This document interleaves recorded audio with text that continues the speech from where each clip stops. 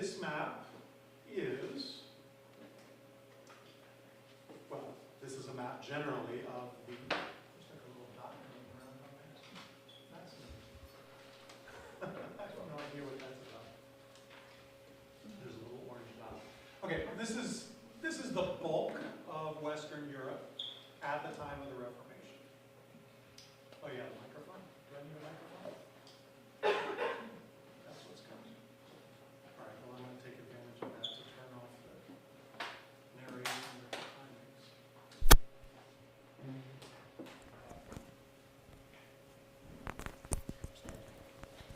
My apologies. Sorry. There's going to be a lot of noise while I untie this thing.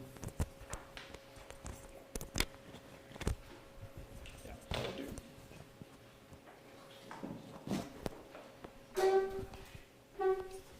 Okay, so on this map, we've got in the purple lines here are the historic boundaries of what we call the Holy Roman Empire, which I talked about a little bit last night without really explaining it. This, you can see it roughly corresponds to Germany as it stands today. This Holy Roman Empire is initially carved out by the Franks under Charlemagne. Charlemagne famously crowns himself emperor in 800 maybe. So this is an ancient piece of European history. However, with the fall of its power, its military and political power, the whole Holy Roman Empire breaks into small fragments. It comprises what's today Switzerland, all of Germany.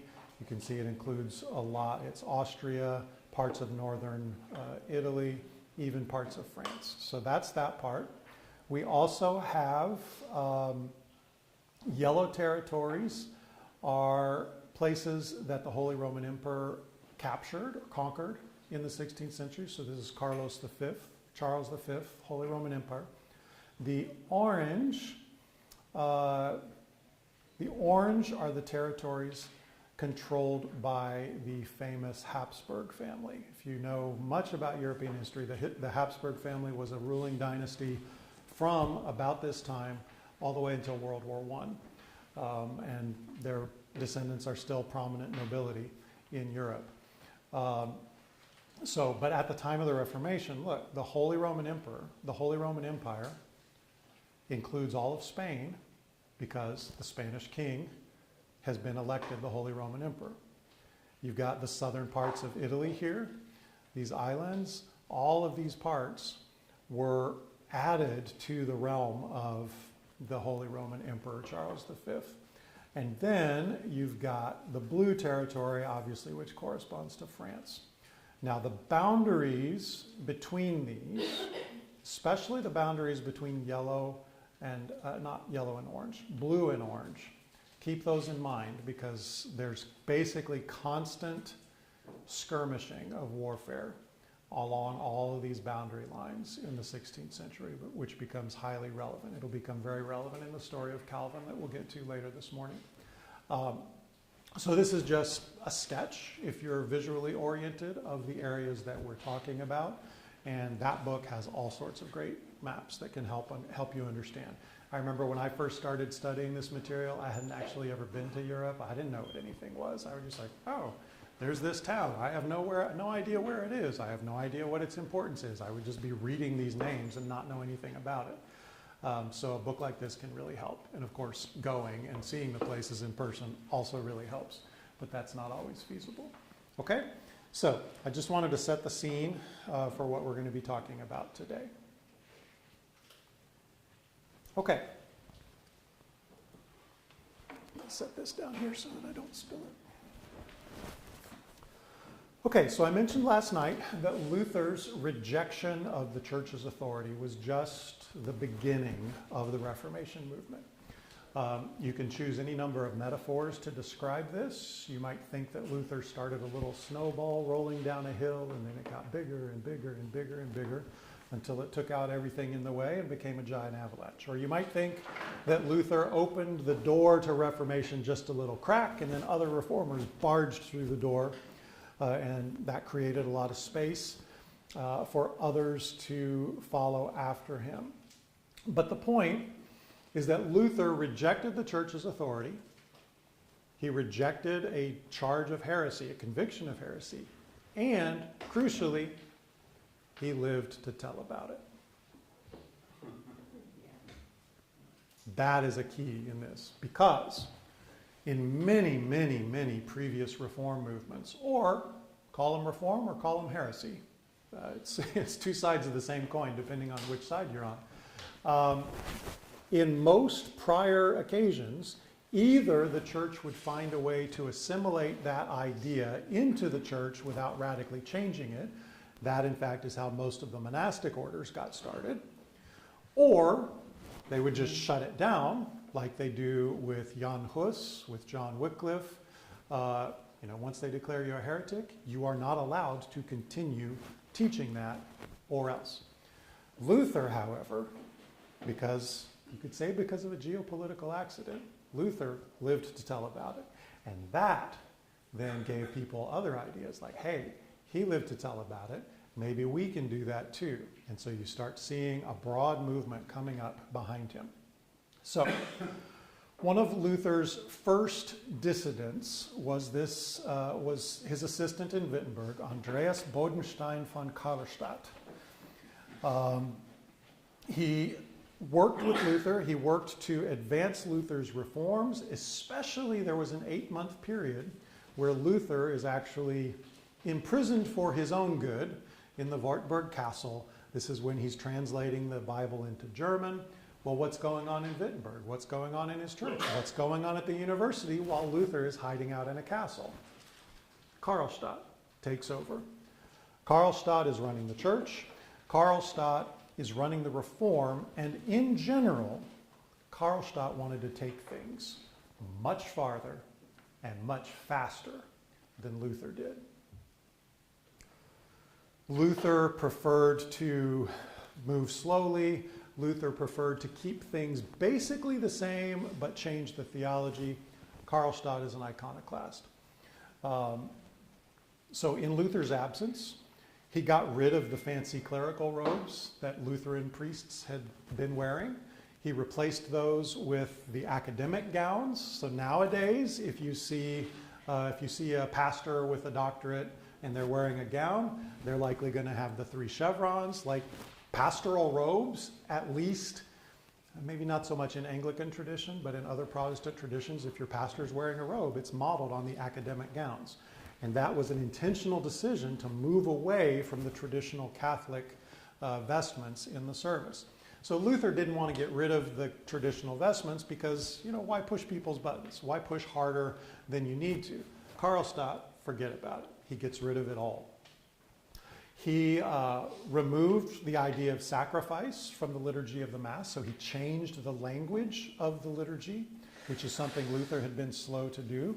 Another thing that Karlstadt did was that when it came time to read the words of institution, the words introducing the sacrament of the Eucharist, Karlstadt read them in German, because his reasoning was, nobody knows what I'm talking about in Latin anyway. They really need to know what this means. So he starts moving the liturgy more toward German, and he begins to give both bread and wine to the people, which I didn't emphasize very much, but that was a pretty scandalous deal for him to do that. Karlstadt directed the churches in Wittenberg and in its influence to remove all of the images, all of the artwork, all of the statues from their churches. He abolished all music from the churches because he felt that music was not a New Testament way of worshiping God. So Luther starts hearing rumblings, like he's got his spies who are coming and reporting to him, like, hey, Karlstadt's changing everything and the people are kind of getting out of hand and what are we supposed to do? And then they come back like, I think something's going to go wrong here. I think something's going to blow. Luther gets worried enough about the church back in his home of Wittenberg that he actually risks his life to leave his exile in the Wartburg Castle, goes back to Wittenberg, and takes control again of the Reformation. So the first thing he does is he exiled Karlstadt. throws them out of town. You can't do that. You can't go against me. You can't antagonize the people this way. You're out. So Karlstadt ends up living out the rest of his life, filling pastorates in Germany and Switzerland, and he generally moved in ever more radical directions of reform. Now, Karlstadt believed that Luther was a compromiser because Luther had had this amazing discovery. Luther had realized or come to believe that much of medieval Catholicism needed to go, that it needed to be swept away. So Karlstadt was frustrated then when Luther didn't just immediately sweep everything out the door. So we get a tension between, okay, we all agree, well, Luther and Karlstadt agree what the destination is. The destination is to get away from the medieval Catholic doctrine that bothered both of them. What they disagreed on was how to go about it and how quickly to go about it. That in turn becomes one of the major dividing lines between even denominations that basically agreed with each other. It was, are we going to knock the place down or are we going to slowly remodel it? Okay? That's one of the key problems. So Karlstadt is basically, I think, the only person that ever thought Luther was a wimp.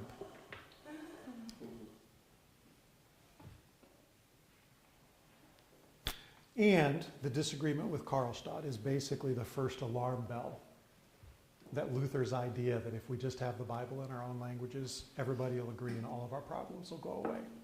Well, it didn't. Luther's own lieutenant disagreed with what Luther was saying and how quickly it needed to go. Okay? All right. With that conclusion about Luther, I want to jump to the Swiss Reformation with this gentleman named Huldrych Zwingli. Zwingli, I think, is maybe probably one of the most understudied or under-recognized reformer, because he later gets swallowed up by the Reformed tradition and his work gets swallowed up by the work of John Calvin. But Zwingli actually started the movement that became Calvinism. So, given that Luther and Karlstadt, coming from the same town, given that they couldn't even agree on the precise contours of the Reformation, it should be no surprise that lots of different reforming visions sprang up all over Europe. Basically, once the door was open, people started pushing through it with different ideas of reform. So in hindsight, the most important of those alternative visions came to be known as the Reformed tradition, which today is represented broadly by denominations such as the Presbyterian churches, churches that call themselves Reformed churches, so like the Christian Reformed Church, the Dutch Reformed, and Christian Reformed churches. So there's actually a town, maybe some of you know it. I used to go there when I was a kid because they had great beaches there. Holland, Michigan. Holland, Michigan is like the epicenter of the Dutch Reformed movement in the United States. One of my best college friends freshman year was from Holland, Michigan. He was like 6'8", and like every stereotype you could imagine of like a Dutch guy, that was Derek. And I still remember, so I've already told you my wife comes from a Latina tradition. This guy comes from a Northern European, very staid Dutch Reformed tradition. The first thing my wife does when she met him, because he's like 6'8", she literally jumped up to give him a big hug, because that's what you do with new friends. And I believe she even kissed him on the cheek, because that's what she does when she meets new people. She did the same thing when she met my parents. She was like, because the stranger runs up and hugs my parents when she met them. I've come to really deeply appreciate that affection, but that's not the way that I grew up. My friend Derek afterward told me privately, like, that's the first time I've ever been kissed by a girl. so she stole that special moment from him with just a routine greeting. Anyhow, Holland, Michigan is like the American epicenter of this Reformed tradition. Okay. If you know your American history, you may also recognize the importance in the Reformed tradition of the Puritan Pilgrims who came to Massachusetts in the early 17th century. and through whom this Reformed tradition became a very significant player in American Christianity. The Reformed tradition in this country is far, far more numerous, far more theologically influential than any other, certainly any other Protestant set. And even if you think, oh, the Southern Baptists are the largest denomination, well, half of us are Calvinists. So the Reformed tradition has made its way through basically almost all Protestant traditions in this country.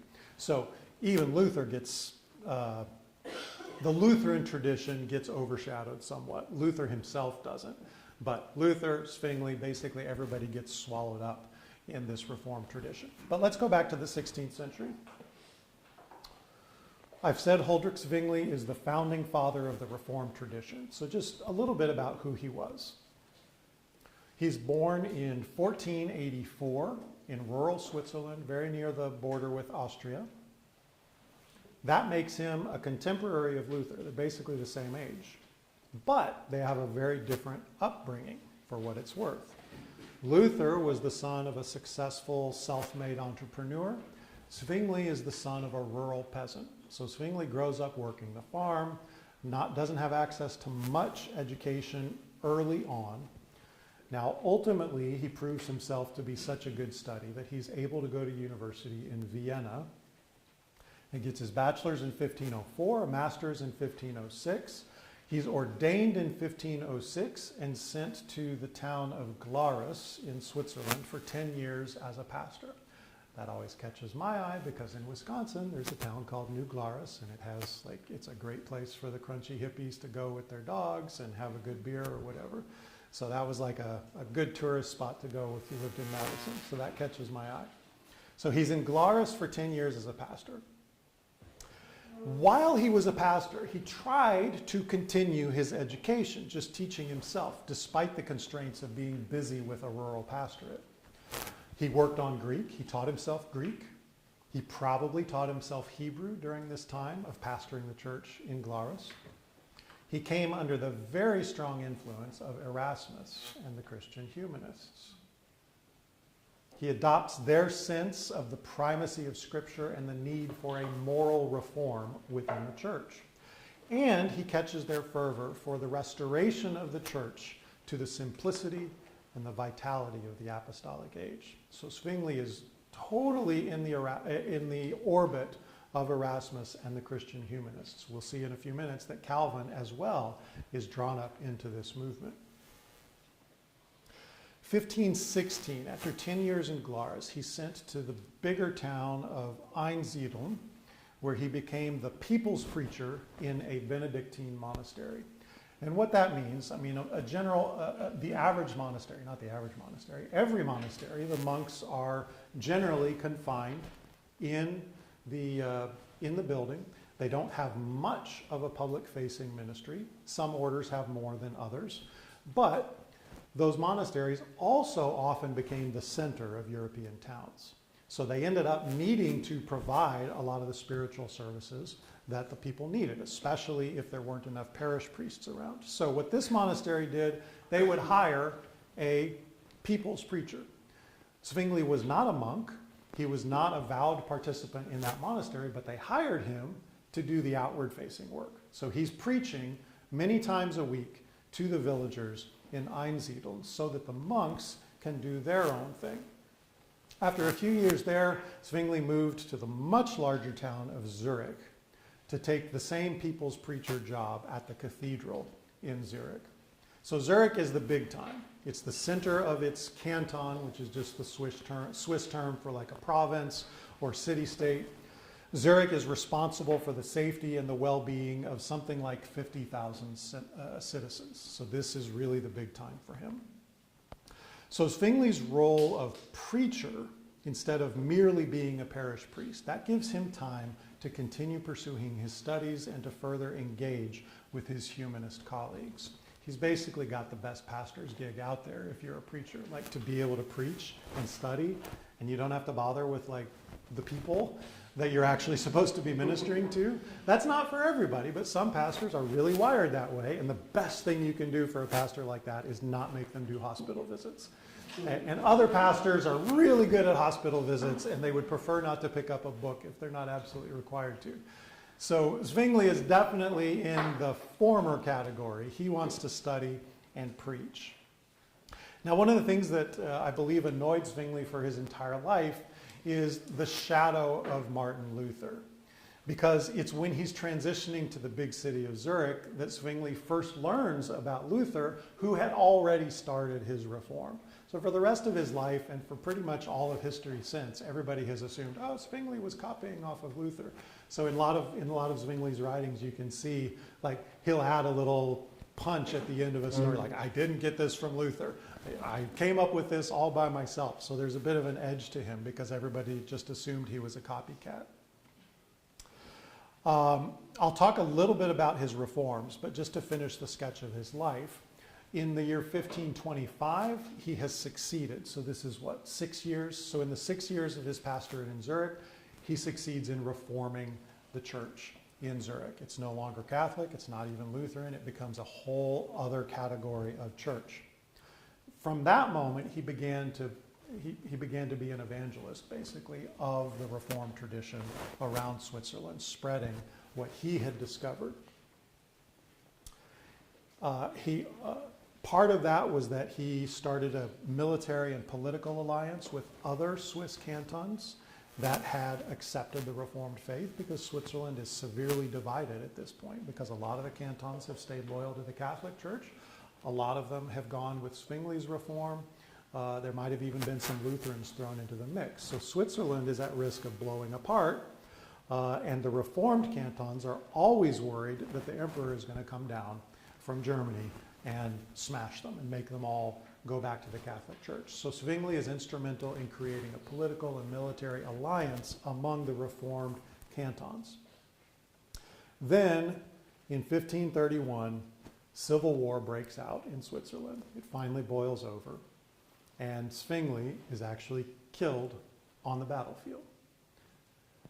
He's serving kind of as a chaplain for the army, but at the same time, he kind of invented the army. So he dies on the battlefield, which creates this really interesting question, to me at least.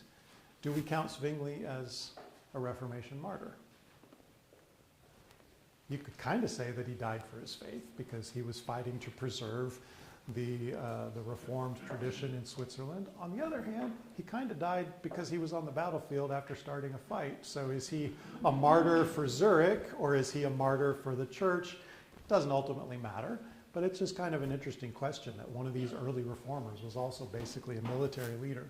If you go, where is it? There's a famous statue maybe in Geneva, I can't remember for sure. There's a famous statue of Zwingli. I mean, it's probably in Zurich now that I say it out loud.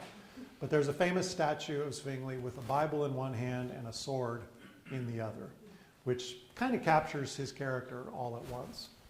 So that's the sketch of his life. Now I want to go back and talk about some of the specific reforms that he carried out. So you're saying that was the Holy Roman Empire that came into... No, it was just the Swiss that... Just the Swiss. Yeah, it was the Swiss. Now, there was never just a battle between one group and another. It usually brought in allies. I haven't studied the military history of it, but I would be really surprised if the empire didn't send some troops to support the Catholic cantons. But I couldn't tell you that for sure. Yeah. Yeah. What is a canton? Did you say canton? Yeah, C-A-N-T-O-N. It's the way, I mean, to this day, Switzerland is divided into cantons. You could call them provinces. You could potentially call them states. But that's basically like it's his city-state. You know, like Singapore is a city-state. It's a city, but it's also a country. Hong Kong, at least for a time, was that way. Those are basically cantons in this sense. Okay, so it's just a term that they use in Switzerland. So it's basically his city and the surrounding areas. Okay, the day after Zwingli arrived in Zurich in 1519, Zwingli steps up into the pulpit and he shocked the congregation by announcing that he was going to begin preaching a continuous series of sermons on the Gospel of Matthew, and that he would begin at the very beginning. So if you think through that, what would Zwingli's first sermon have been in his new church? The genealogy of Jesus, the thing that we all blaze through unless a pastor is pointing out, oh, there were a few women, a few Gentiles in this. Sometimes you'll get an overview in a sermon about, oh, there are these interesting points about the genealogy. Zwingli chooses the first day of a new pastorate to preach the genealogy in Matthew. Meanwhile, the people are like looking around, what is happening here? I don't know what is going on. Does anyone know how preaching had been up to that point in Catholic churches? How it still is in some churches today? There were 100 passages, right, for each week? Yeah, the lectionary. Yeah. The lectionary. Up until that point, the church had prescribed readings for each week, and the sermons were to be based on some combination of those passages. As I mentioned last night, even to this point, lots of the parish priests weren't very highly educated. So in many cases, the bishops would simply publish a book of sermons based on the lectionary readings for the coming year, and those were to be the basis, even sometimes verbatim, for the sermons that would be preached in the parish churches. So it was based on the lectionary. Now, I've used the lectionary sometimes for my own devotionals. I don't actually have any problem with it. I was trained at seminary to do this kind of expository preaching. That's how, it's frankly the only way I know how to do it. The worst sermons of my life have been when someone just gives me a topic. Oh, talk about this theological doctrine. I don't know how to do that. If you don't give me a passage, I don't know how to preach a sermon. That's the way I was trained. That's unusual in the history of the church. So the lectionary, there are different versions of it, but the lectionary generally will will join together an Old Testament passage, maybe a psalm, a New Testament passage, often a prophecy passage, and if you pay attention, they're usually linked together in some way. So if you're a very attentive pastor, you can actually weave a pretty deep theological sermon by working through these passages together. So personally, I don't actually have any problem with preaching from the lectionary, other than that I'm not any good at it. But in principle, no problem. And I've used it some years for my devotional reading. Zwingli throws it out. Now, why does he throw it out? No, I already mentioned this. Before Zwingli, there was a tradition of common readings, the lectionary, decided by the church hierarchy, providing sermons for the clergy to read. Okay. Now, Zwingli felt that these prescribed readings were merely a human tradition, which of course they were.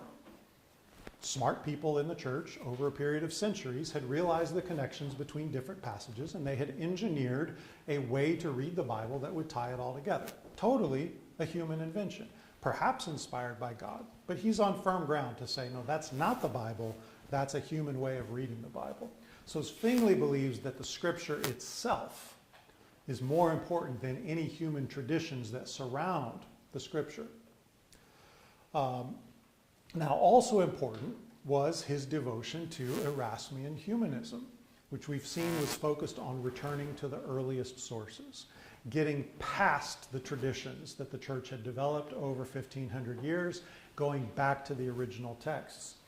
To Zwingli, that meant only the Bible and only the literal meanings of those passages. So no allegorical meanings, no moral or theological interpretations of the passages. Zwingli is interested simply in the actual text of Scripture and its literal meaning. Moreover, under the influence of Erasmus, Zwingli believes that we should read the Bible basically as it was written. You can't just pull one passage or one story out of a book of the Bible without understanding the full context that it goes into. So according to Zwingli, if you're going to teach the Gospel of Matthew, it doesn't do any good to preach, say, 3 weeks on the Sermon on the Mount without teaching the whole book. because the Gospels are constructed by their authors to convey a theological message. So the best way to understand the Gospels is to understand each passage within the whole context of its book, and if possible, within the whole context of Scripture. So none of this pulling a few passages out, and this isn't really what the lectionary was about, but you've probably been in church services where it feels like, I don't know, I could be putting words in your mouth, but it feels like the preacher has determined that there's going to be a sermon series on a particular topic. The preacher has a series of points that the preacher wants to make about that topic, and then the preacher goes and finds Bible passages that he can pull out and apply to that topic. I've heard some great sermons that way, very helpful sermons that way. From a humanist perspective, from a scriptural literist perspective, it's totally flipped on its head, which is why I'm horrible at preaching those kinds of sermons. It has to start with the text, and then the interpreter, the preacher, understands what the text means and then takes that meaning to the congregation, rather than starting with a meaning and finding scripture. So I hope you can see it's flipped on its head. And again, you can do it well both ways, but this is the way that Zwingli was absolutely convicted that preaching had to be. Question. Yeah. Can you define a little bit what you're talking about when you talk about humanism? Sure. So yeah, I flew over it. That would have been an entire lecture, at least, in a semester-long course. But I tie humanism to the character of Erasmus. Humanism, the basic idea was to go back to the classics. So in the period, this ties together, if you know your broader European history, with the Renaissance, like the Italian Renaissance. They start going back and learning about the Greek and the Latin texts. This is how, no, I won't take that side turn. So the idea is to go back to the original sources. Now with Erasmus, what that meant was going back to the original text of the Bible. Now for 1,000 years before this, the official text of the Bible had been the Latin Vulgate translation. And at this point in time, in the early 1500s, it was considered against church law to read anything but the Latin Vulgate. Well, Erasmus isn't a dummy. He knows that the Vulgate was translated in 4th century, maybe? I can't remember exactly when Jerome was active. But the official Latin Bible was 400 years after Jesus. Erasmus and the humanists say, no, that's not good enough. That's 400 years of development, possibly. They wanted to go back to the beginning. So they begin a project of looking for all of the Greek manuscripts that they can find all over the world. They start collecting these manuscripts. They start comparing these manuscripts. And then Erasmus starts to publish changes to the Vulgate. That's when he first starts to get in trouble, because from his studies of earlier texts in the original languages, he's like, I think the Latin Vulgate kind of messed it up. So being a humanist, he's like, oh, everybody will want to know this discovery that I had. Instead, the church received that as, you're attacking the Bible. Now, with the desire to go back to the original sources, that meant that Erasmus and the humanists also believed that our faith should reflect faith as it appeared in the time of Jesus and the New Testament, more so than the trappings of medieval religion. So Erasmus and the humanists start to teach something that we, if you're of an evangelical persuasion, that you may recognize as kind of a personal relationship with God. It shouldn't just be about the ceremonies of the church, but actually, you should know God. You should have warm, fuzzy feelings for God. He didn't put it that way. But so the result of that is humanism generally stayed within the Catholic Church. Erasmus never converted away, but he was promoting a newer or older, depending on how you look at it, but a more personal faith, a more warm faith. I'm struggling for exactly the right word, but eventually that would come to be called like pietism. Evangelical spirituality is basically where he's leading to, over against the traditions of the medieval church. Now, some of the humanists, like Zwingli, become Protestant. Some of them stay within the Catholic Church, hoping to reform from within. But it is a broader movement that transcends national boundaries, it transcends church boundaries. Is that helpful? Yeah. Yeah? So that's very different from the term humans today, right? Oh, yeah. Yeah.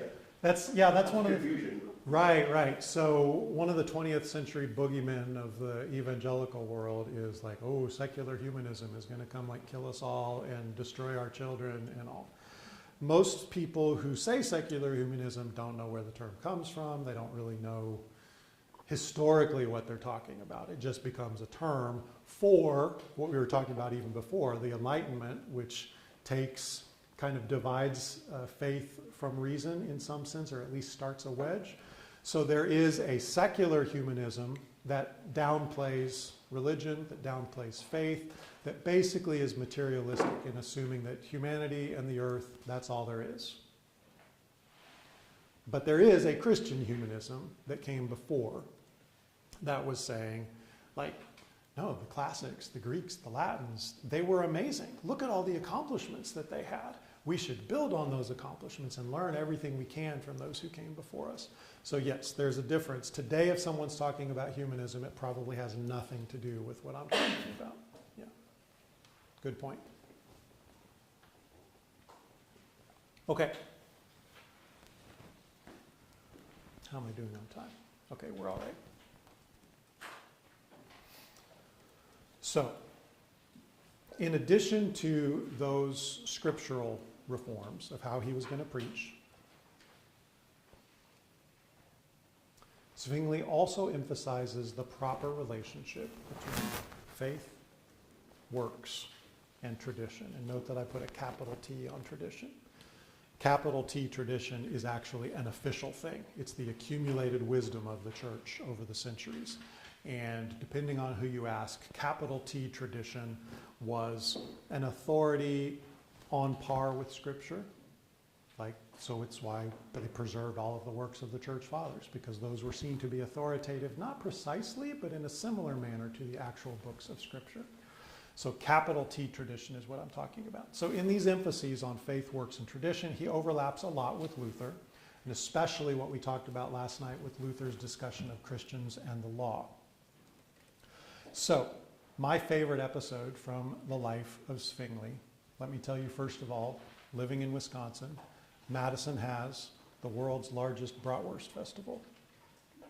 Every year during September, they've got tractor trail. You've seen you may have even seen the Johnsonville trucks that have a whole grill that's 30 feet long. Yeah, that's from Wisconsin. You also see it with some barbecue trucks. They'll just have a giant smoker on a truck. At one of the malls in Madison, they would line those Johnsonville trucks up 10 in a row, and they would grill tens of thousands of bratwurst every day, and we would all gorge ourselves. And it was always in September when the weather was perfect. We're building up fat for the winter that was to come so that we wouldn't die in the cold that was on its way. So because of that fond memory of the Bratfest in Madison that we got to do for 8 years, the sausage affair in Zurich of 1522. It's one of my favorite little stories. Okay, so the sausage affair was a huge scandal in Zurich. And it started when some of Zwingli's colleagues, who would eventually become much more radical than Zwingli and actually would eventually break Zwingli's tradition. But at this time, they're all friends, they're all in this kind of humanist camp, they're all getting really electrified by the excitement of the new ideas that they're discovering and the new faith that they're living. These guys had a dinner party. They invite Zwingli, and they serve sausage. And Zwingli eats the sausage. What's the big deal? Who cares? Europeans are pretty good at eating sausage. What's the problem? The problem is that the dinner party took place during Lent in the year of 1522. And during Lent, they weren't supposed to eat meat. So not only did they eat meat, they ate the juiciest, nastiest, least healthy meat that you could possibly find. It's no chicken here. We're going all the way if we're going to break this rule. So the results are a grave scandal because the reformer of Zurich, the people's preacher, the celebrity, has audaciously broken the rules of Lent. They've attacked the church tradition, and they refuse to acknowledge that they were wrong to do so. So they set up a big showdown in Zurich. So instead of trying to smooth the waters, Zwingli decides that his best course of action would be to write an essay in defense of the sausage eaters. So this becomes his short treatise called Choice and Freedom of Food. And in that, Zwingli defends the sausage gang and uses their act of civil disobedience to explore the relationship between faith and works, between inner piety and outward rules. Hillerbrand's summary of the sausage affair is great. What he writes, oh yeah, I put the quote up there, good for me, but without a closed quote, so sorry about that.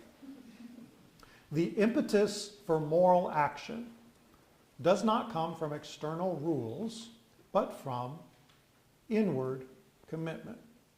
That is to say, you can follow all the traditions without any piety, without it actually making a difference in your soul.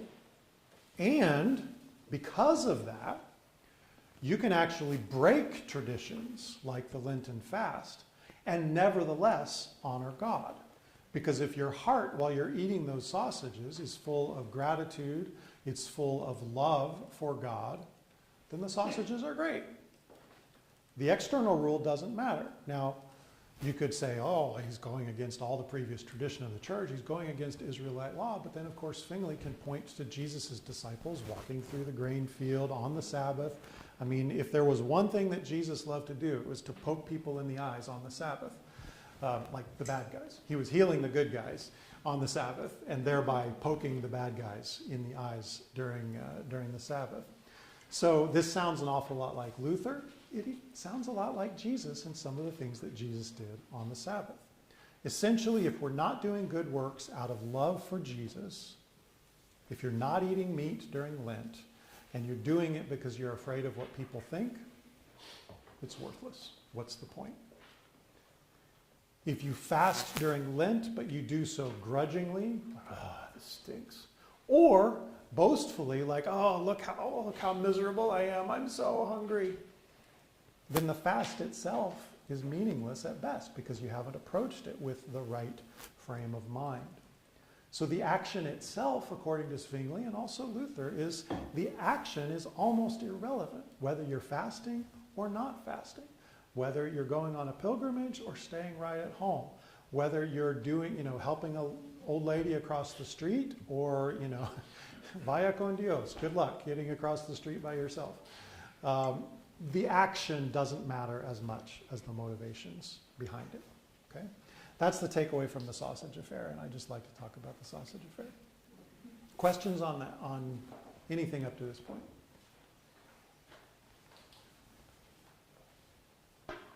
Is there sausage in the box lunch today?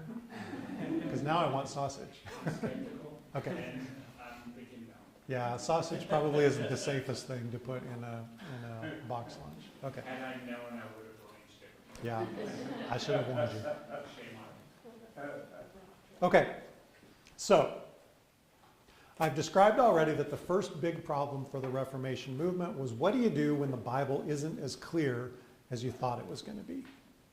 The earliest reformers believed that Scripture would be clear if the church could just get past or get over the centuries of accumulated tradition and official interpretation. They found, however, almost immediately that this was not true, and that even reform-minded, well-intentioned Christians would disagree vigorously over the meaning of Scripture. So, how are the new Reformed churches going to solve this problem? They've gotten rid of loyalty to the Pope, so they can't point to the Pope to help them adjudicate their disagreements. They can't point to the Pope to give them an official interpretation of the passages. So without that, are the reformers just going to be endlessly divided into smaller and smaller groups of people who have different interpretations? What's going to happen? So While Luther was still trying to control the course of events in Germany, kind of just through sheer willpower, a different thing happened in Zurich.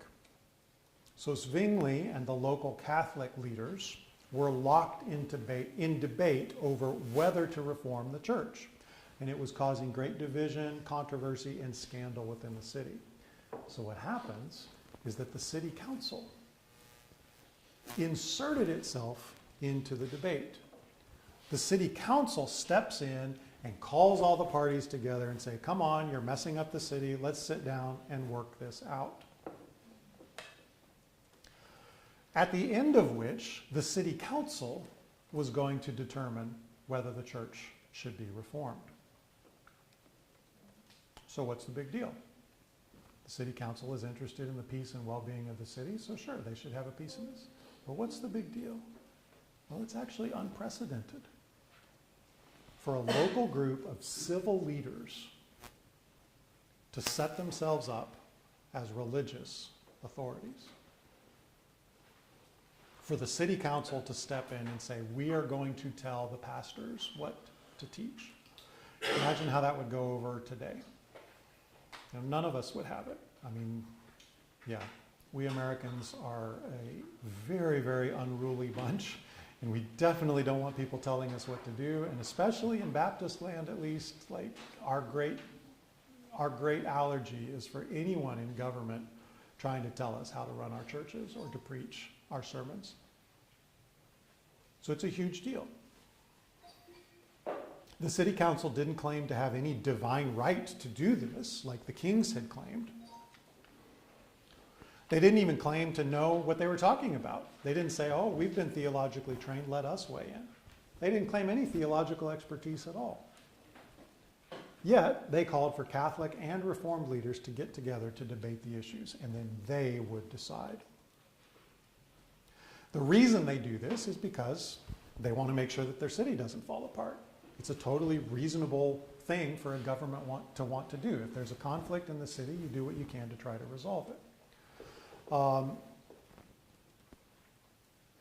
So they were concerned for the peace and prosperity within their territory. They wanted to assert their authority over the church to keep the peace. And they wanted to assert their power over the church in religious matters by imposing their own ideas. Now, so those are political considerations.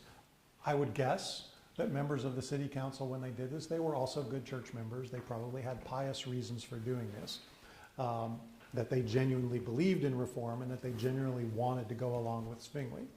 But my point in doing this is to point out that just like so many other parts of the Reformation, it was about more than theology. It was about keeping the peace. It was about politics. It was about who had the power to decide the course of the church. So I'm not going to go through all the debates. They have a first debate. Zwingli produces a piece of writing called the 67 Articles, where he lays out the initial outline of his faith. The Catholics don't even show up. Because why would they?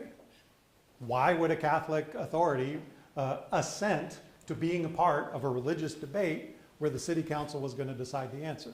In the Catholic mindset, and eventually in the Baptist mindset, you're like, why would we go to that? That's stupid. So the Catholics don't show up, the city council declares Zwingli to be the winner by default, and the city decides to become a reformed city. Now, that doesn't end it.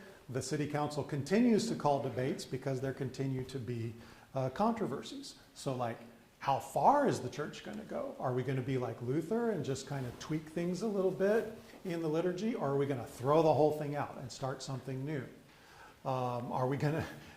all the statues, all the artwork in the churches, which like today you go to Europe and you're like, oh my God, this is beautiful, this is so historic. Like a lot of that stuff got destroyed. There was a lot more art than that. But in Zurich especially, the way that they ended up doing this was like mobs of Reformed Christians would break into the churches, throw all the statues out, break them, tear down all the decorations, burn them, and in many cases, if the priest was unfortunate enough to be there at the time, they would take the priest out and beat the tar out of the priest. So this is what the Reformed in Zurich thought about idols. So you've got the tension between, oh, let's keep good order by going and becoming Reformed, or let's let the mob have at them and do their own thing. There were debates about how quickly it should go. There's iconoclastic violence like I described. And then ultimately the result of these debates, as I said, is that some of Zwingli's more radical allies ended up breaking off and creating an entire different branch of the church. That came to be known as the Swiss Brethren, which eventually led into Anabaptist movements and a whole different angle of it. But I won't go into all the detail. Okay. Some key differences from Luther.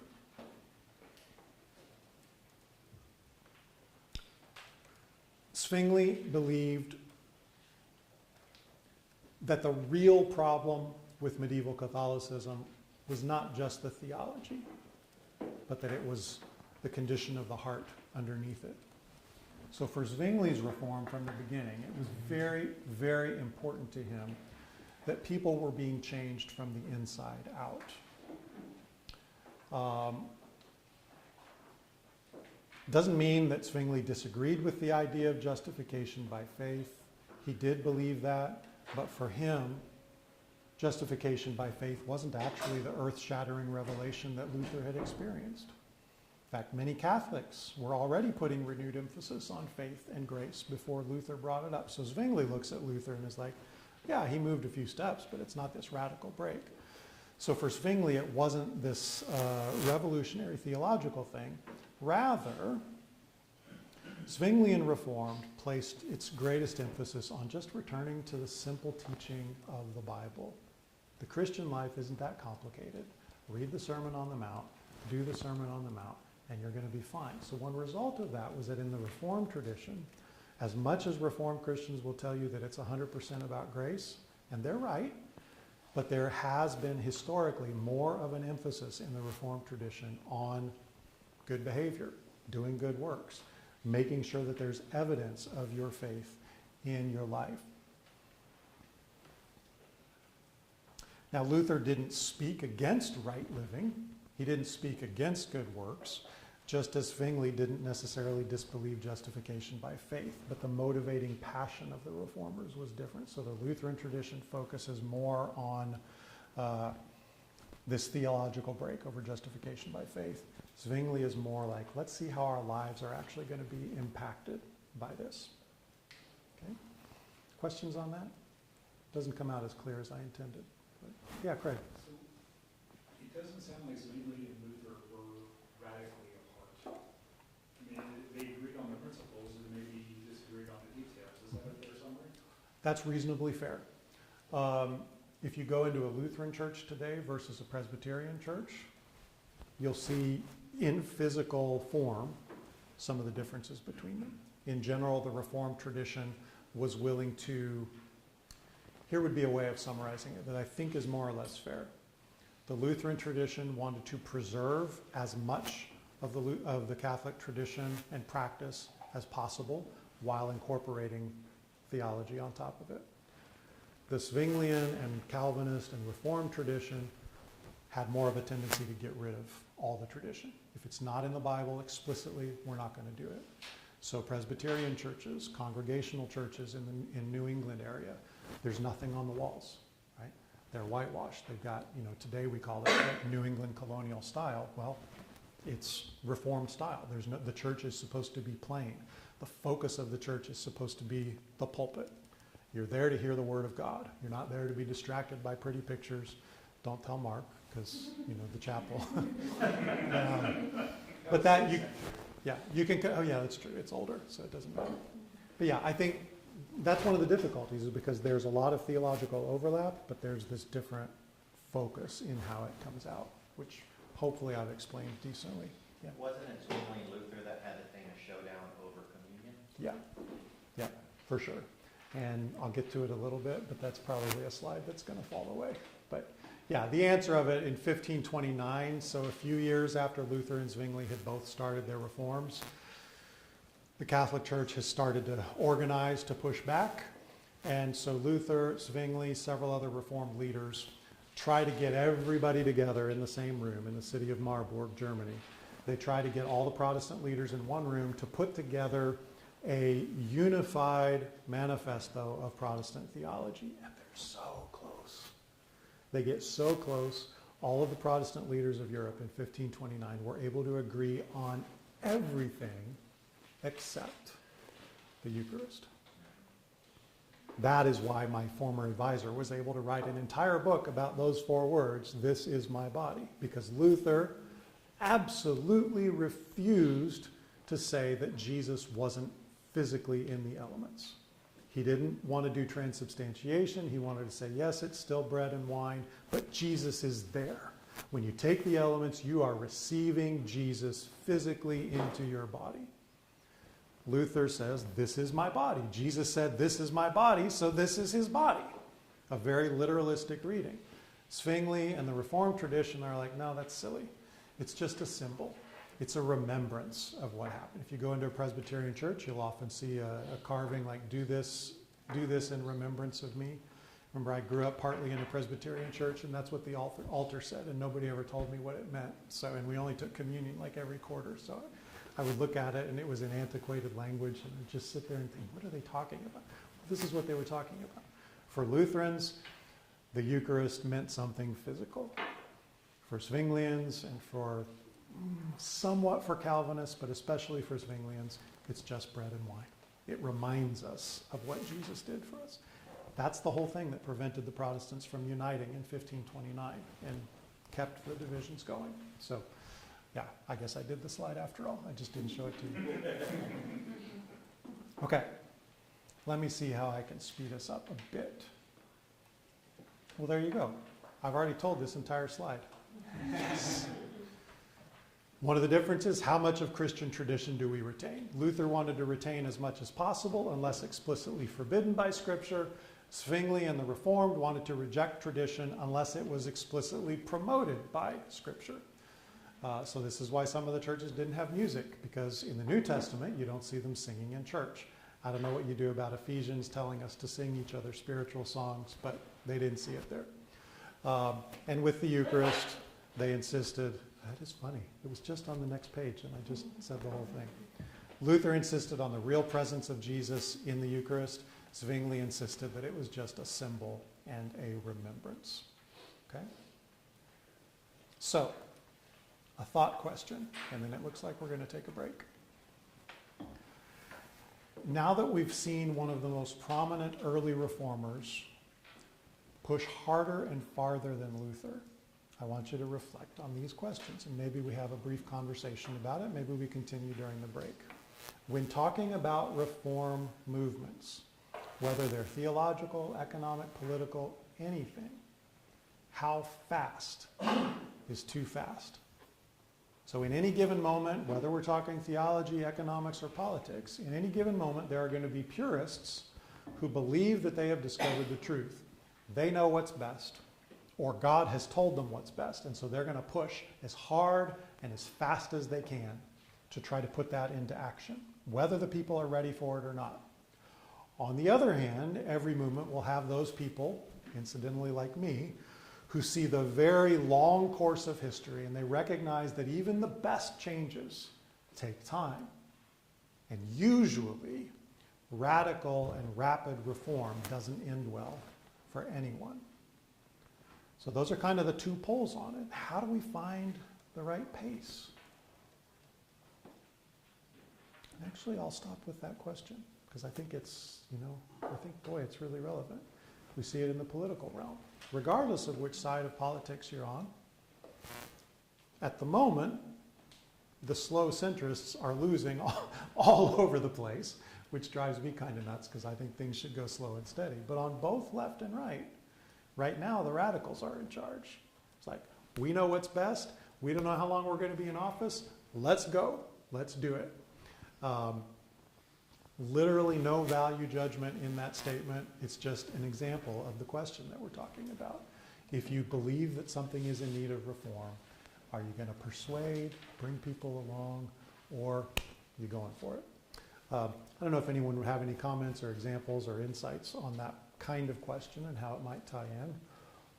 You're certainly welcome to weigh in before we take our break. I shouldn't have brought politics into it. Now no one wants to. Now no one wants to talk. All right, let's take our break. We'll be back in, I believe, 20 minutes, right? We come back at 10:50? I would go back a little earlier if you want. We usually don't meet quite that long. Okay. 10:45 to make sure that we're actually started by 10:50. All right. Reminder, restrooms out to your right, coffee out to your left.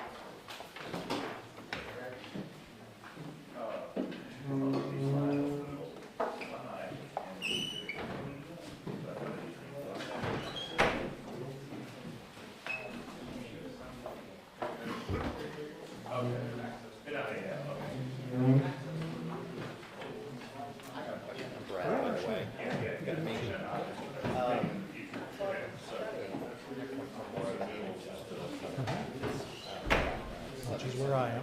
Yeah, okay. But we studied a little bit about Lutheran and baptismal regeneration. Okay. And baptism actually indicated grace and forgiveness of sin. I'm struggling to understand how people achieve justification by faith alone. And yet hold on to these things. How they could know how to follow the trail. Sure. Time to go into that, but I just want to personally, if you have a witness. To be honest, I'm not entirely sure. I mean, that's one reason why I'm Baptist. I became Baptist as an adult in seminary because it just didn't make sense to me. Infant baptism and the idea that something actually happened. Because the only reason, in my mind, the only reason to baptize an infant is if you believe that something sacramental is happening. That without that, your child is at mortal risk. So if you move away from the idea that you can be part of the church as a child, then what's the point of baptizing? So that was part of my own reason. So I don't actually fully understand how it fits together myself. I'm sure it does in a reasonable way because smart people are on the other side of the debate. I'm just not really sure how it works together. But it does seem in character for Luther to me because he grew up with a very strong sacramental theology. He kept baptism and Eucharist as the sacraments. So I think coming from that perspective, that the sacraments actually do something, I think it would be extremely hard to move away from that. Yeah. Sure. Even when I talk, so our student body here at Truett is a bit odd because almost 40% of our students are Methodist, coming from the Global Methodist Church. So they've all been raised on infant baptism. To them, it's just completely second nature. So then when I talk about baptism, sometimes they just don't get it. Like the things that I'm trying to say, they just kind of don't get it. They may not actively think of baptism as a sacrament, but it's just so ingrained in their tradition that they haven't actually ever really thought about it. Incidentally, that's ultimately why I became a Baptist, because my wife was raised in a church that didn't baptize infants. And I remember one morning, no, she grew up Mormon actually. Yeah, she grew up Mormon until she discovered justification by faith, and she was like, "Oh, well, that was dumb. Let's do this." I mean, it was that fast. I gave her a gospel tract, and that was it, which was cool. But I remember one morning, the summer we got married, I just woke up kind of in a dreamlike reverie, like, "Oh, won't it be cool someday when we're all standing around the font baptizing our children?" And she sat bolt upright in bed and was like, "Why would we do that? That's stupid." And I was the impressionable young newlywed, and I was like, "Oh, I guess I need to study this."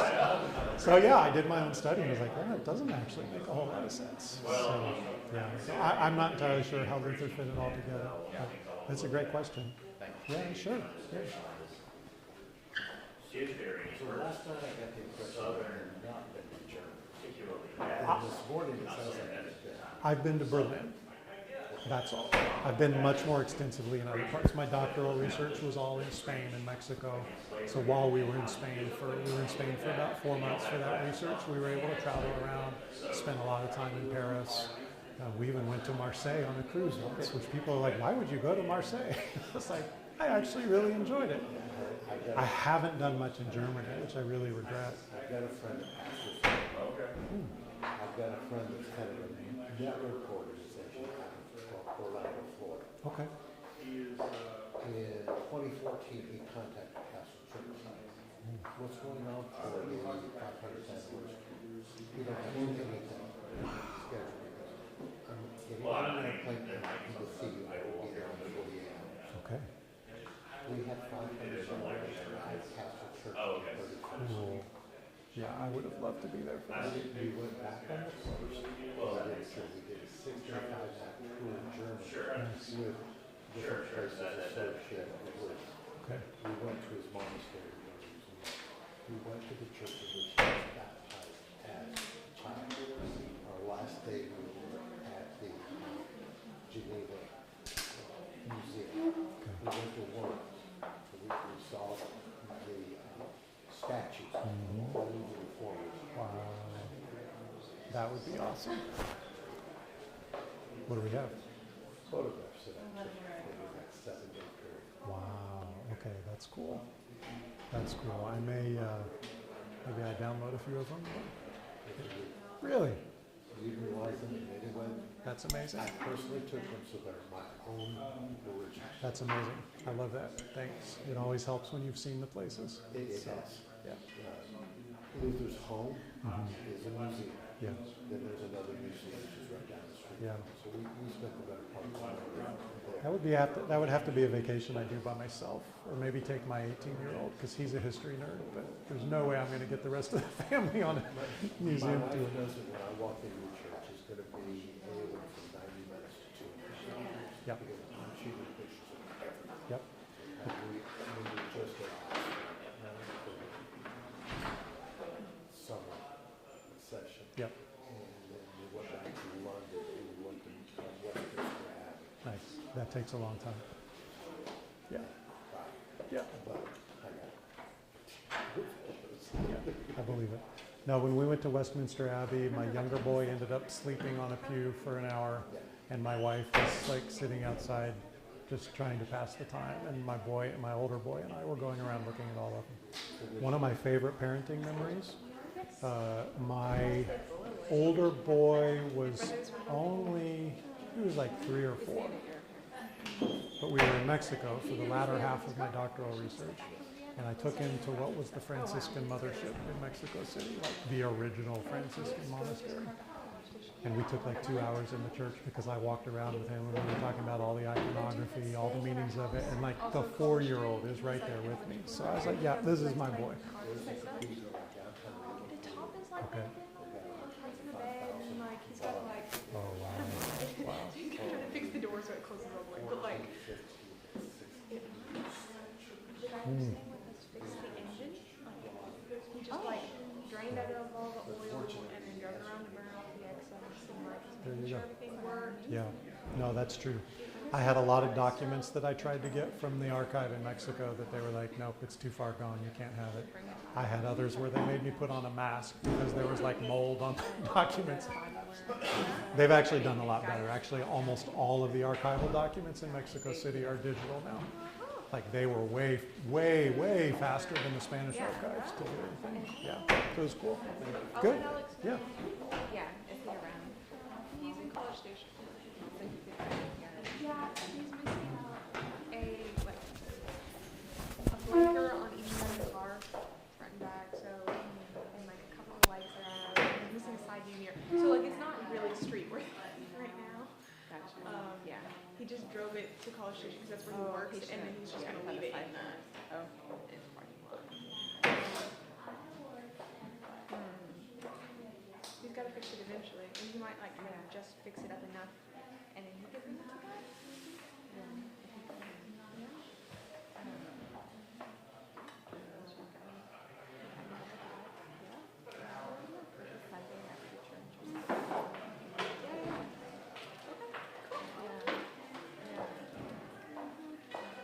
Yeah, you've met Peter just briefly, but not Alex. Yeah.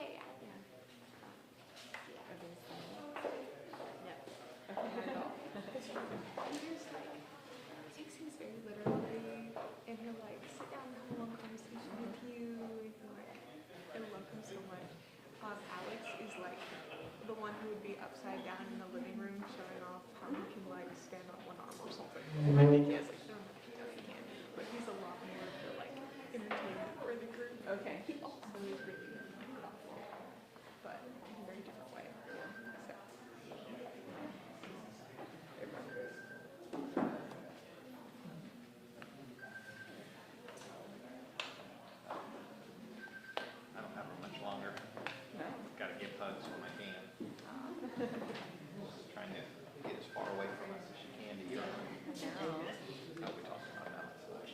was thinking more about that actually, or my friend who I really would love for you to meet. She went to Cambridge and I lived in Cambridge. They gave us a tour of Cambridge when we were there. And she showed us, like, she chose, I think we just really like her because I think she appreciates the university. But she chose, you know, to be a part of the college where they had to like wear black robes and dining room and everything else. But she wanted, she wanted it. So great. The one that you're not allowed to walk on the grass. For me, I would be the opposite. Yeah, so it was always, she just loves in that way. Formality. Yeah, in high school, I was really glad that I didn't have like an official graduation. I was like, I don't know, we're again. It's like so ridiculous. And then that surprises me. Well, yeah, because now I know it actually like has a heritage, and I know where it comes from. And I'm like, oh, now I'm aware. At first, I just thought it was really but you know. Yeah.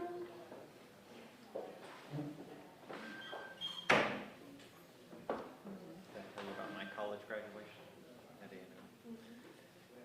I was just in a very difficult place. I was zealous for the Lord. I really wanted to somehow make my life count for the kingdom. But I just got this engineering degree and I was applying for engineering jobs, but I wasn't really sure like that's what I wanted to do. I almost knew that I would be unfaithful to God if I should just maybe fulfill this sense of calling I had to the mission field. So I was just kind of conflicted about it all. Excuse me. Graduation. This is at A&M. And this guy next to me so excited. Man, I was a stranger, you know, because we went out that border. Get it. And I said, what does this mean? This means nothing. And he's like, I guess I worked harder than you did. I just remember saying that going, that was really insensitive. And that comes from a place that he has no context for.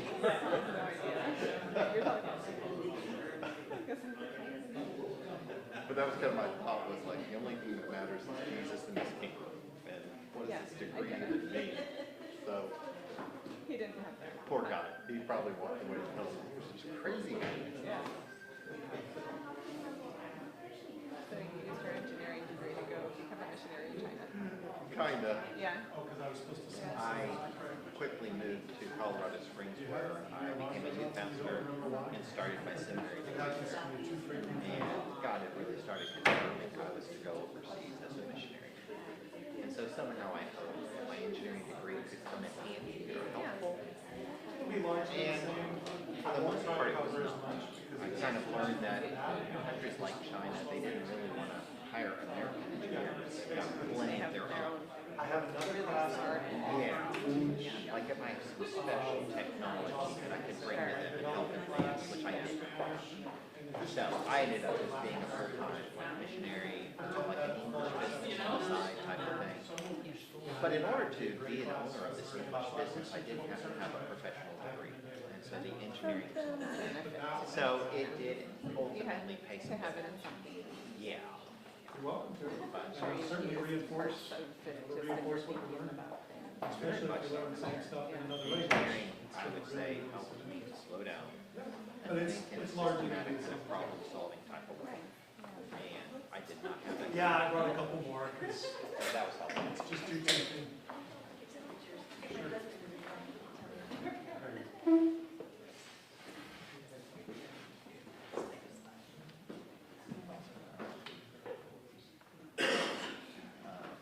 Marry or harmonize education by making love. Sacrifices. So you got these?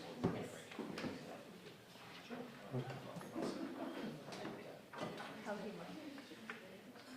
There's such a change for justification, I think, a lot. But Luther also believed in baptismal.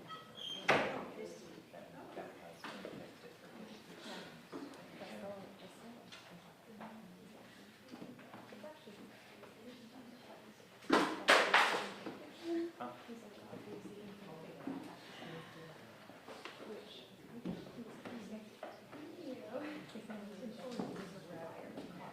Okay, I brought a couple more books. notes because I'm unrepentant. So, the Council of Trent, we are not going to give adequate attention to because we only have 5 hours. But the Council of Trent is the official Catholic council to figure out what to do about the Reformation.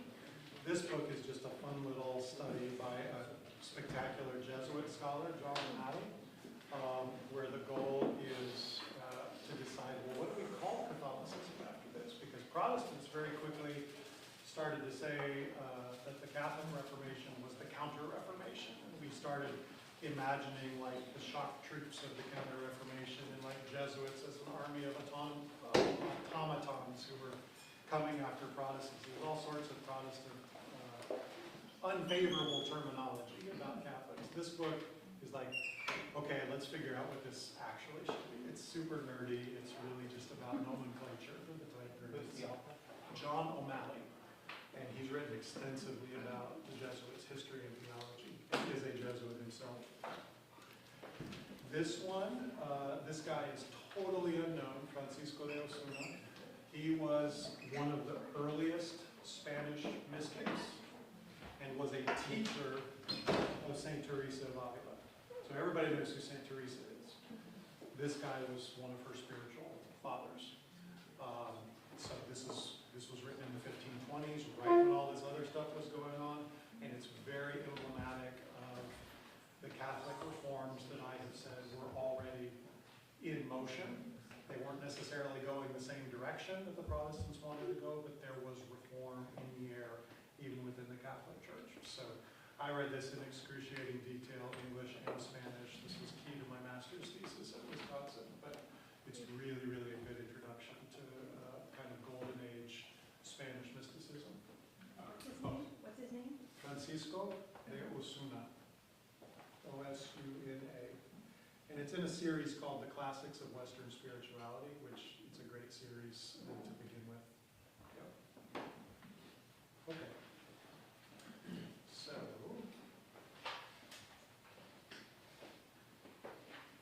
I want to switch over to John Calvin now, assuming the TV comes on. Removes next to your coffee cup. Oops, I think the screen turned off. Something happened.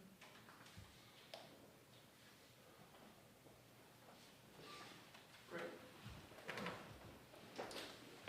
So in honor of turning to Calvin, nobody's commented on my coffee cup yet. I'm disappointed. Too old to see it. Who's a good boy? Nobody. No one is a good boy. Yeah. Signed, Calvin is a dog. I love it. It came out in the Babylon Bee. I don't know if you follow the Babylon Bee. It's an extraordinarily juvenile Christian satire site imitating The Onion, but it's often pretty darn funny. I think it generates more guilty laughs in my mind than anything else, but this was one of their articles one time, and I was telling my friends at church about how much I loved this article and how amazing it was, and the next week, my church friend brought me this mug. She has like a friend who's like an Etsy guru who makes mugs, and so she had her make this mug for me, so it's my cherished gift. Like shortly after I started working here last summer, one of the cleaners took my mug because she didn't know that it was my prized possession. And I spent like a week scouring the cabinets, telling all the staff, like, I've lost my mug, I have to find my mug, and they brought it back to me next week. It was very heartwarming that I got my prized possession back. It's now filled with cold coffee. I didn't drink fast enough. Okay, I skipped a bunch of slides about Anabaptists at the end of the last piece. I may go back to it depending on how long we spend with Calvin. In the grand scheme of things, the Anabaptists were relatively obscure and haven't had that much influence. They're just kind of, sort of spiritual forefathers of the Baptist tradition, which is a discussion we can get into, we'll see. But I definitely don't want to shortchange John Calvin because I've already described that Calvinist theology, Reformed theology is, I would say, the single most influential line of thought in American Christianity. So, a few words on who John Calvin was, and then we're just going to dive into some of the theology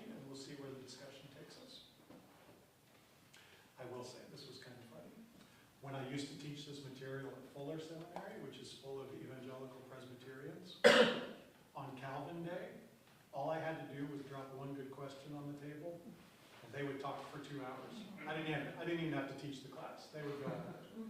I come to Truett, which is full of Wesleyans and Arminian-leaning Baptists. I'm sure there's some Calvinists among us. I did the same lesson plan. I brought my one good question. I put it out on the table, and everybody just looked at me like, well, that's dumb.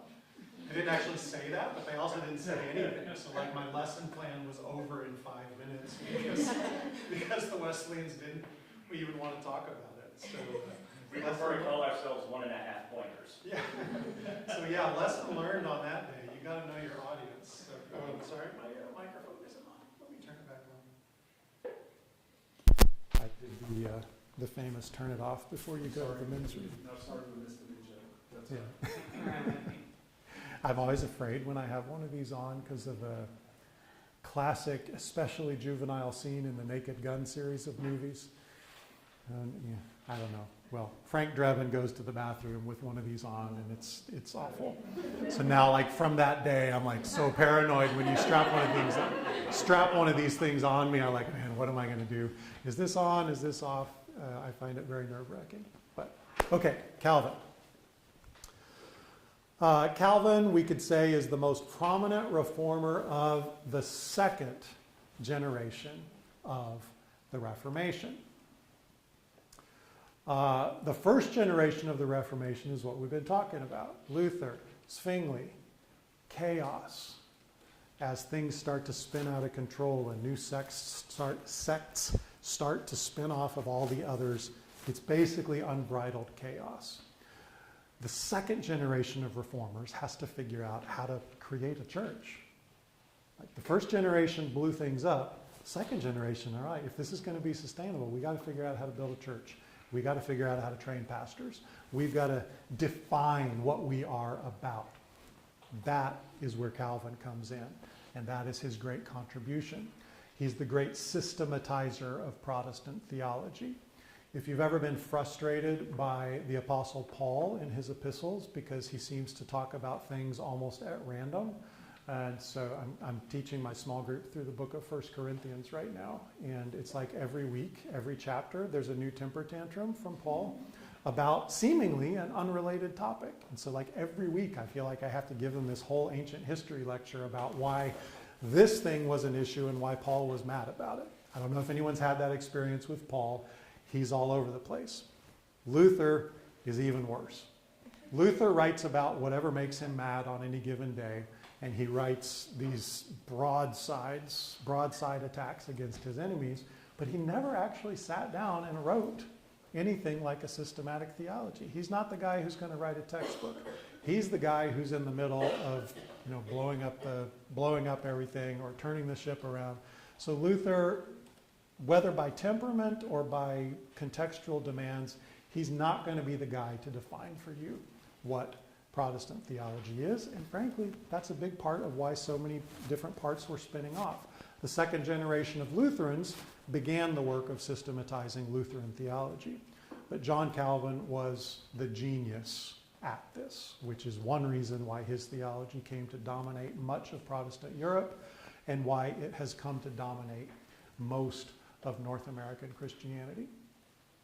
So he's the most prominent reformer of the second generation, the great systematizer. Once he figured out what Reformed theology was, he became an apostle for the Reformed tradition, promoting its theology throughout Europe from his home base in Geneva, Switzerland. And then I've said multiple times, he was ultimately the most important theologian for understanding Anglo-Saxon and North American theology. So brief overview. He's born in 1509. So he's a generation after Zwingli and Luther.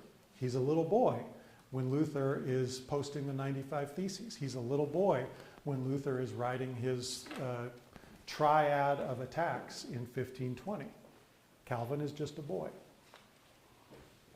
1523 to 1529, which you may recognize as the years when everything was either changing or falling apart or whatever analogy you want to use, but the 1520s are a crucial century for the first generation of Reform.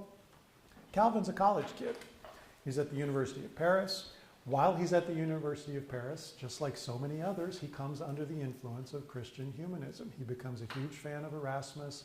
He joins salons of folks discussing humanist theology and humanist faith. Shortly after he finishes college, he decides to convert to an evangelical faith. We don't actually know exactly when or how he converted. It's pretty clear that he did convert, but it's sometime in the early 1530s. Now, he's living in Paris. Last night I described what I call Hillerbrand's political thesis. I think that's what I called it, political thesis of the Reformation.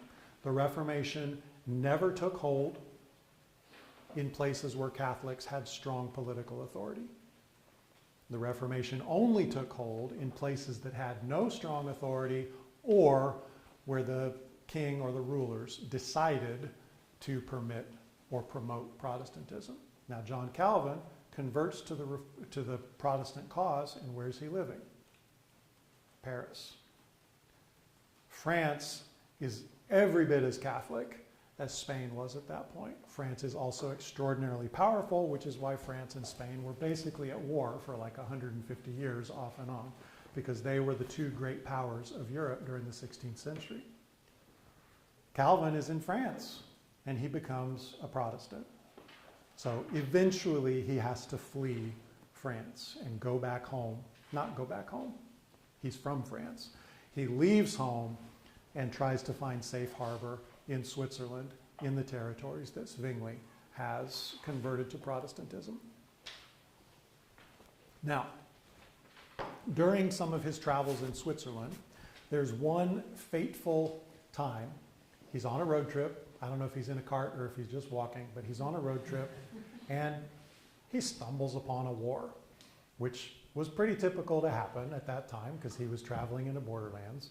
So because he needed to go around the battles that were breaking out, he ends up staying the night in Geneva.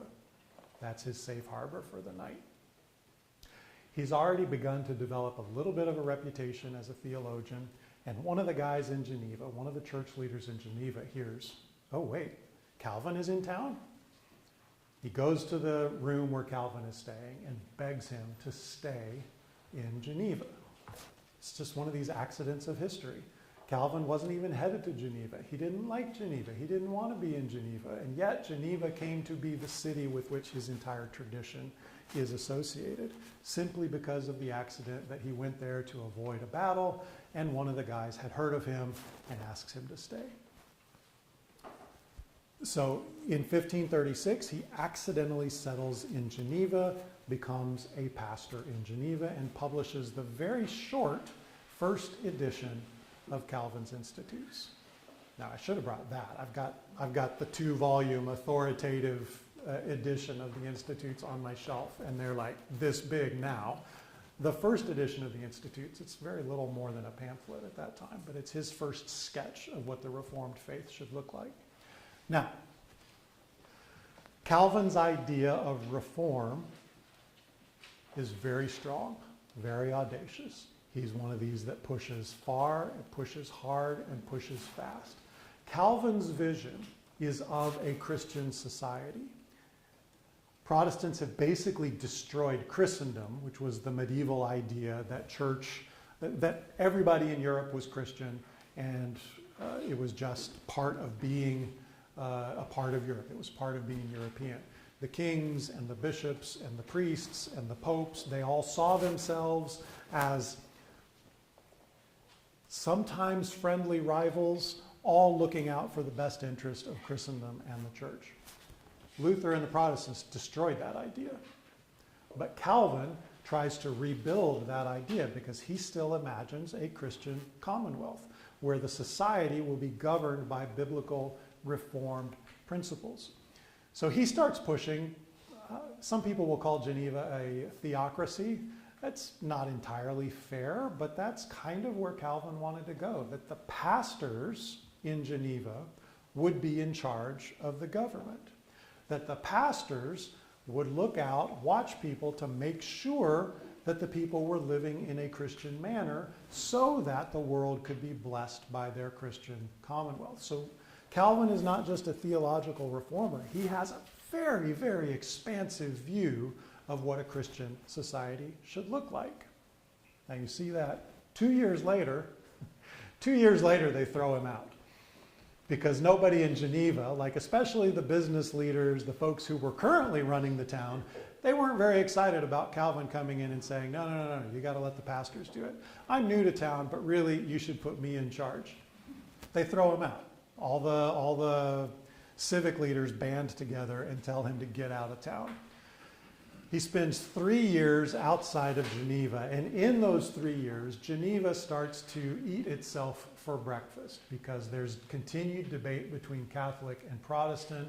The city's economy is going down the drain. People are losing property. People are losing lives. The whole city is falling apart because the city can't decide if it's going to be Catholic or if it's going to be Reformed. So grudgingly, with their tails tucked between their legs, the civic leaders of Geneva, they go and they find Calvin and say, okay, we'll take you as our pastor. You can do what you think is right. Just please fix the problem. Calvin, I don't know if Calvin had some Scandinavian blood in him, but he says no at first, and then they ask again, and then he says no again. I learned this in Wisconsin. If a Scandinavian offers you something, you have to say no twice before you can say yes. And if you don't say yes on the third time, then you're rude. And if you don't know this little ritual, they're going to think, where's this guy from? So I don't know if, I doubt if Calvin had any Scandinavian blood in him, but that's kind of how I like to envision it. They come back or it's even like Jesus asking Peter 3 times if he loves him. I think it was kind of like that, except this time Calvin is saying, do you really want me back? Do you really love me? Yes, we love you. Please come back. And finally he says yes.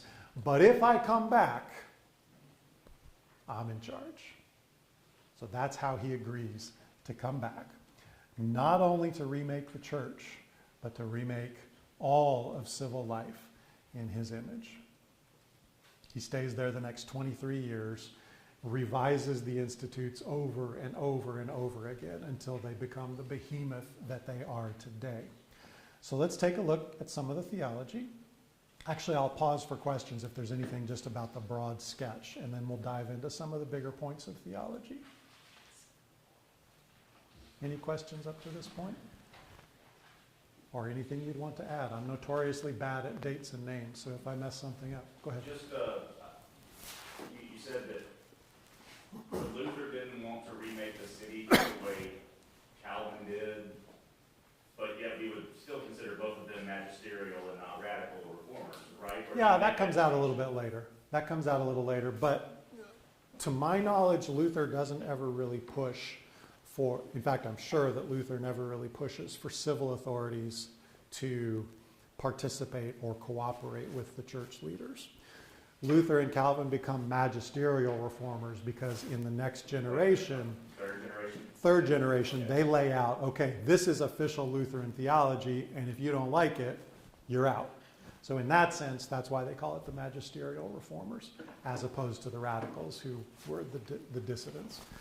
One thing I didn't get to last night was that Luther developed a theology of 2 kingdoms, which is very relevant here, because Luther's idea was God ordains rulers. I think Romans 13, God ordains the human powers. But there's no way to run a functioning society if the rulers actually act like Christians. I won't put it quite that way, but if rulers of a city or of a nation are thinking about, oh, how do I turn the other cheek? How do I fulfill the Sermon on the Mount? The nation isn't going to survive very long. So Luther develops the idea that there's kind of the political responsibilities of the rulers appointed by God. So the civil authorities are basically called upon to do the dirty work of imposing order on society so that the Christian part of society can do its ministry, can function well. So it's a different idea. Whereas Calvin thinks it should all be kind of unified, Luther divides the spheres of society into 2 pretty solid camps. So even if the civil rulers are Christian, which most of them would have been at this time, at least in name, even if they're Christian, they are going to have to do things in their civil authority that go against individual Christian teachings. So it's a controversial way of looking at it. It became especially problematic during World War II, which is a whole different class to talk about. But the idea that Christians should submit to their rulers even if they're doing unchristian things. Just imagine where that might go. But that comes indirectly, at least, out of Luther's theology of two spheres or two kingdoms. I don't remember what the original question was, but I'll trust I addressed it in some form or fashion. You got it. I'll do that in class. If we've got a 3-hour seminar, I'll talk for like a half hour and then like, I have no idea why I'm saying what I'm saying. Somebody bring me back in. So it happens. It's all interesting stuff. I'm so glad. I need to record this and play all these things for my wife. Like, that's so interesting. She just doesn't buy it. I don't know. Yeah, that's also a problem when I'm leading Bible study, because I lead Bible nerd Bible studies, and she wants to know, how does this change the world? Now, she's a sociologist. She's an activist. She doesn't care about the exegetical nuances of a particular passage. She just wants to know, okay, what do we do about it? What do we do? So she doesn't have a lot of patience for history. So the two parts being political and religious authority, is that correct? I just want to make sure. With the two kingdoms? Yeah. Yeah, that's the way Luther separated it out. And note that he teaches that they're interspersed. You know, I don't remember if it was Luther or somebody else, but like actually, even the executioner, even the guy who's chopping the heads off, can do so honoring God, because that's the role that God has given him. Which, you know, it's hard to think about a Christian way to cut someone's head off, but when you're thinking about maintaining order in society for the good of the church, you can kind of see how they would get there. But that was Luther's distinctive way of organizing society. Okay, Calvin's Institutes. In the preface, he writes this: all I had in mind was to hand on some basics by which anyone with an interest in religion might be formed to true godliness. It's a very modest statement for what became a 1,500-page small print behemoth. But this is the way it started. He wants to just sketch down some notes for the best way to be formed to true godliness. So Luther had been an inspiration to the entire first generation of reformers. But as I've said, because most of his writing was addressed to specific problems, and it was often stated in hyperbole or polemics, it wasn't easy to figure out always what Luther thought, which left his followers in confusion, in disarray, often divided. Calvin, over the course of ever-expanding editions of the Institutes, written over 23 years, provided a systematic exposition of Reformed theology that is still highly influential today. It's funny, my textbook in systematic theology at Gordon Conwell was the Institutes. We read it cover to cover. And I was so theologically naive that I didn't realize that that made us a Reformed seminary. I was just like, oh, Calvin's famous. Let's read his book. I'll read anybody's book if they're famous and thoughtful. And then later on, I realized that Gordon Conwell had a reputation as a Reformed seminary. And I was like, no, it wasn't that way when I was there. And then someone pointed to Institutes. That reputation came largely from Tim Keller being one of our most famous alumni. And of course, he was the flag bearer for Reformed Christianity in the U.S. So because Tim Keller went to Gordon Conwell, we must all be in the Reformed tradition. But it's amazing sometimes how naive seminary students can be. But that's how I was. Okay, so Calvin intends to provide a systematic theology for his movement, and it didn't end discussion, it didn't end infighting, but it gave his followers something concrete to hold on to. When Calvinists were arguing about doctrine, they would all agree that the Institutes, right after the Bible, that's the ground rules. We need to work out our divisions according to this framework of theology. The Lutherans really had nothing like that until they started writing catechisms later on, or confessions. So again, I'm not going to go in detail through the Institutes because that could be a whole year of study, but I want to touch on a few major themes. So I would say that God's sovereignty is the most important doctrine in Calvinist theology. I don't think I'm being controversial or risky in saying that. God's sovereignty, God's providence. I remember I was puzzled when I was pastoring in Arizona. Every day I had to drive past a little one-room Baptist church that was called Sovereign Grace Baptist Church. And at that time, I still didn't realize that so many Baptists were also Calvinists because, again, theological naivete. But then I started to think, that's a weird name for a Baptist church. Like, why would you name your church after Sovereign Grace? And then I read the Institutes. Oh, okay, you're signaling there that you're deeply dedicated to Reformed theology. So, God's sovereignty. God is in charge of everything. God has always been in charge of everything. God has foreordained everything that has or will happen. It's a maximalist definition of God's sovereignty. Okay? So, he starts working out the ramifications of justification by faith alone, which is shared by all the Protestants. So, here is some of Calvin's thinking. Justification has to be by grace alone, because if justification were based on anything else but grace alone, God would not be truly sovereign. Why? Because if it's based on anything but God's grace, then God is limited by our willingness to accept his overtures. Now, I'll repeat that, more or less. Justification has to be by faith alone, by grace alone. I'm conflating grace and faith in this context. It has to be by grace alone because, as a premise, Calvin teaches that God controls everything. And if God controls everything, then when I hear the gospel message, I can't say no. If God has ordained me to be saved and I hear the gospel, I can't say no, because if I say no to the gospel, then I have infringed on God's sovereignty. So if you start from this maximalist position of sovereignty, then logically, the question of whether we're free to decide our own fates, whether we're free to decide our own religion, those are incompatible.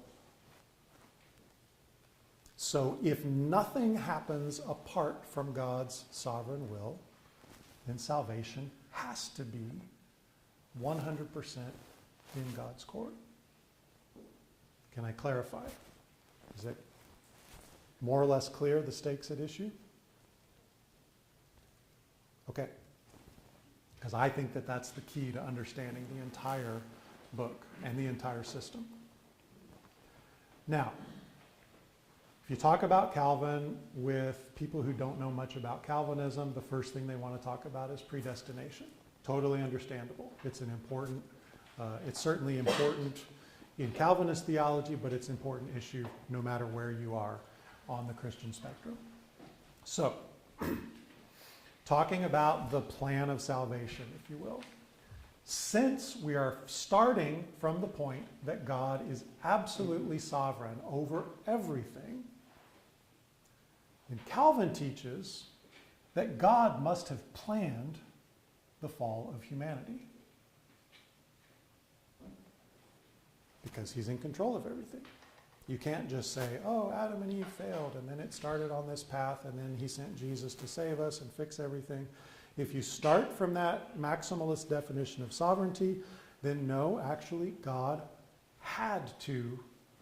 planned the fall, and Adam and Eve had to fall. They had to sin in that situation. God wasn't surprised by the fall, and he wasn't powerless as his first children wandered away from his will. Moreover, because God is sovereign over everything, he must be free to bestow grace on anyone he wants, totally apart from any of their characteristics. Nothing they do, nothing they are, nothing in their history, nothing in their future can influence God's choice over who will be saved. So if God is truly sovereign, and if salvation is truly by grace, then logically speaking, according to Calvin, there is nothing that we can do to influence our eternal destiny. We are either in or we are out. Clear enough at this point? Okay. Now, when I first started teaching this material, first tried to explain it to people, I used to kind of soften this doctrine a little bit by conflating this. I didn't know it at the time, but this was an Arminian position. I used to combine predestination with foreknowledge, as in from maybe Romans. He predestines those that he foreknew would respond to faith. I don't remember the whole sequence, but there's Romans 1.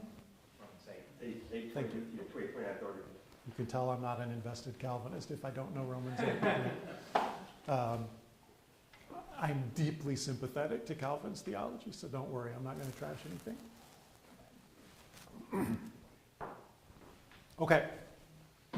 So I used to say, oh yeah, predestination, here's how you explain it. God knew who was going to respond favorably, so knowing that we would accept the gospel, he predestined us to be saved. I wasn't completely satisfied with that because it didn't exactly fit together, but I figured, that's the best way to explain it. Unfortunately, Calvin explicitly disallowed that loophole.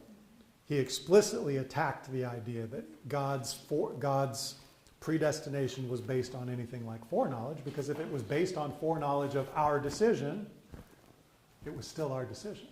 So God decided that he would save us based on what he foresaw that we were going to do. Calvin disallows that because if we have any say in the matter, it undermines God's sovereignty.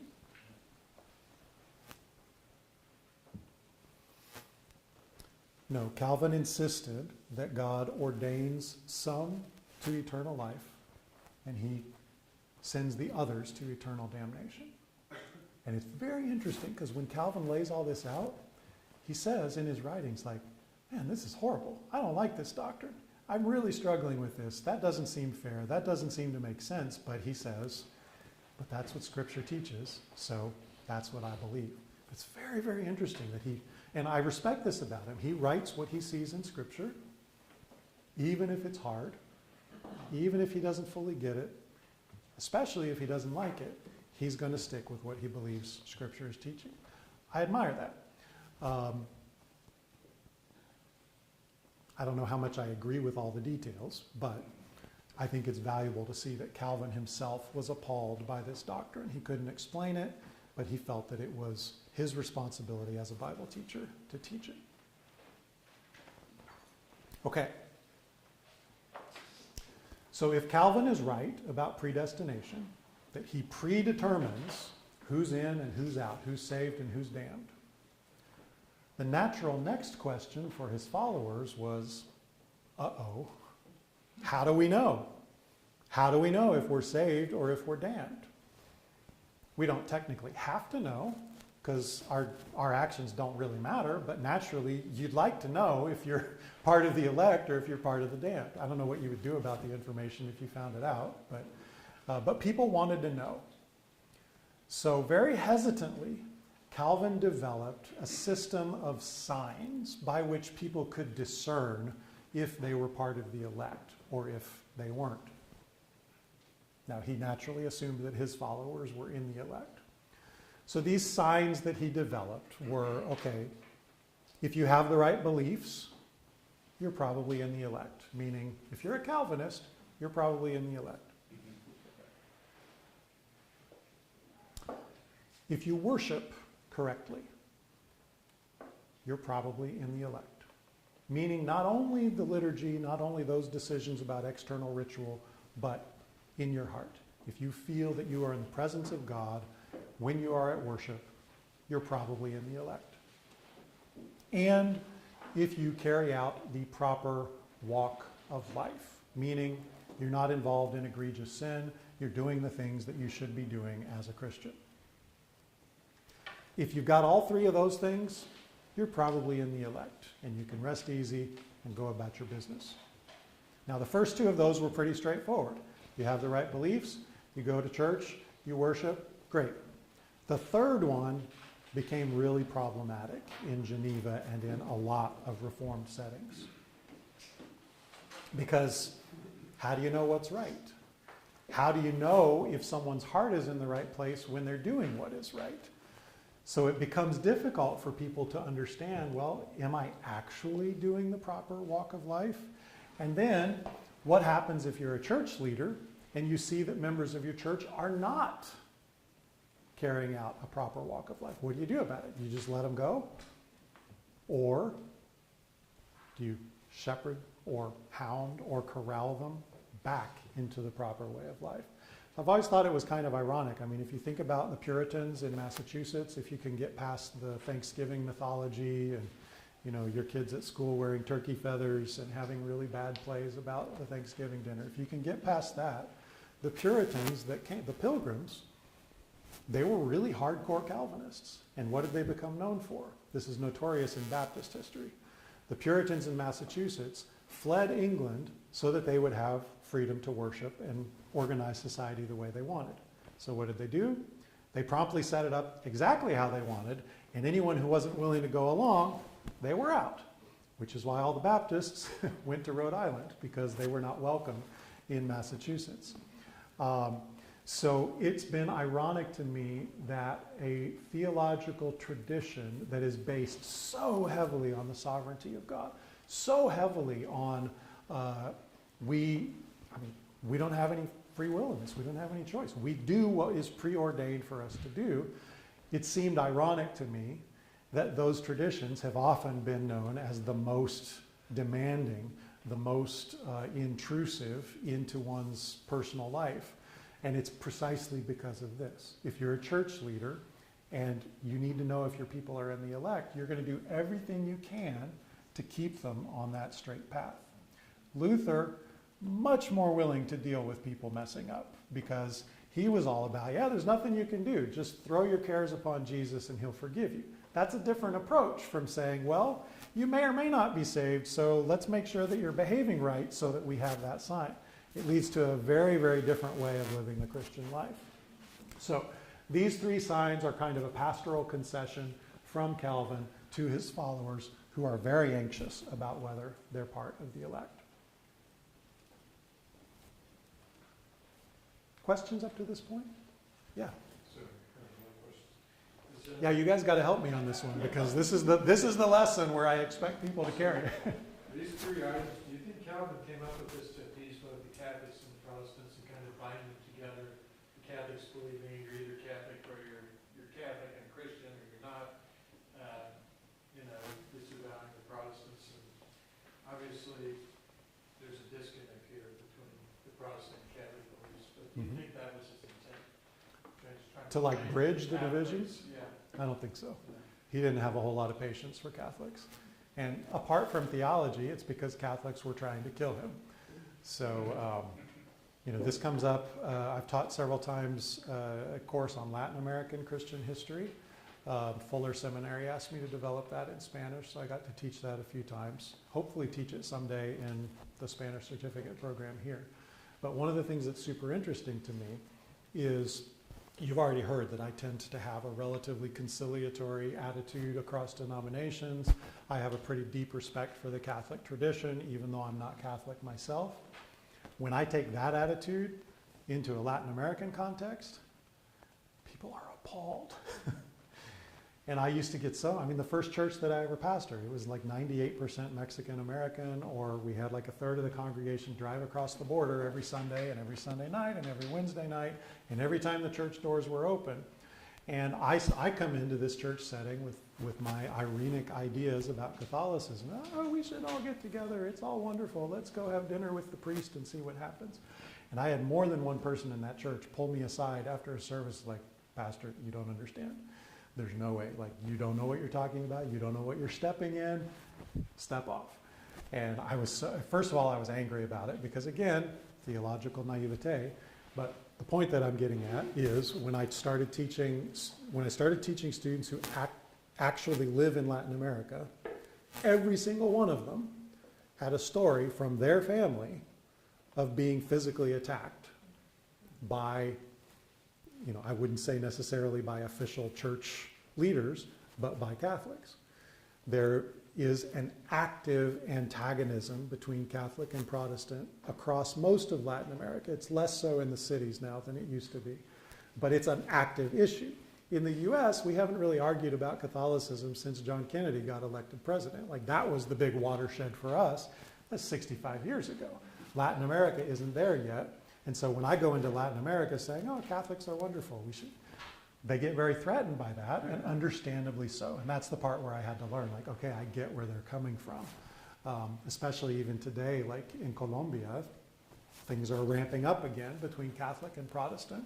And it's not necessarily a religious conflict. It's just, these are the folks that happen to be Protestant, these are the folks that happen to be Catholic, and they're fighting against each other. In fact, I think I just read in Christianity Today, like a bunch of Protestants just got killed in the last few weeks by a remnant of some of the militias in Colombia. So these are like live issues. Now let's see if I can remember why I came. Yeah. Oh, well, because you were asking if Calvin was being conciliatory. I don't think so. Do you think a majority of Protestants were former Catholic? Was there more? At this time, yeah. And in fact, the next slide is kind of answering that question, because what are you going to do? In the first generation, all of the Protestant pastors had been trained by Catholics. What about the second generation? Yeah. They readily adopted this probably. Yeah, so Calvin, one of the things he did is create a theological academy in Geneva to train the next generation of pastors. I saw another hand or two. Yeah. So, if Calvin's view of sovereignty was that God is in control and we have no choice at all on anything, is that a fair? I think that's a fair statement. Okay, then. I worry about overstating, but I'm pretty sure that's what he said. Too, but then, how would anybody, from Calvin's point of view, who was in the elect, ever do anything that was not proper? If everything is determined by God anyway, how could you ever be not meaning those three things you had on that fire? I mean, how do you address that? It's a really good question.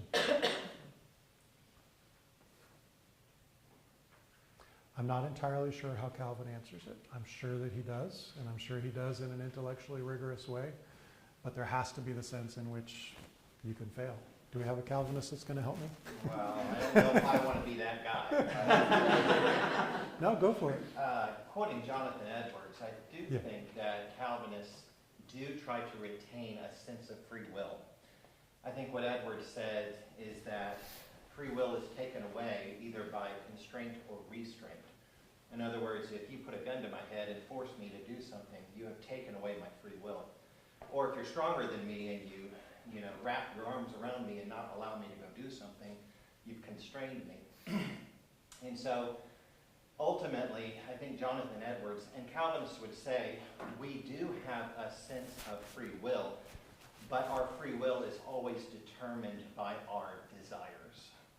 And so, what salvation is, according to Calvin and Edwards, is God comes in regeneration, and he gives you the new birth, he gives you the Holy Spirit, and he changes the desires of your heart. So when you hear the gospel, you pretty much have no choice except for to choose to embrace Christ. Yeah. So it's Because still like God has preemptively changed your heart and your desires. So it truly is my choice, but based upon the work of the Holy Spirit and my desires of my heart, there's only one choice I'm going to make. When I went to a prospective student day at Gordon Conwell, when I was picking my school, they gave you a chance to attend a class. And you can get a sense of my frame of mind because I saw that there was a class on free will and divine sovereignty. It's like, well, yeah, of course I'm going to go to that. And my poor long-suffering wife was with me, and she's like, what does that even mean, and why am I supposed to care? She came along. We were more newlywed at the time.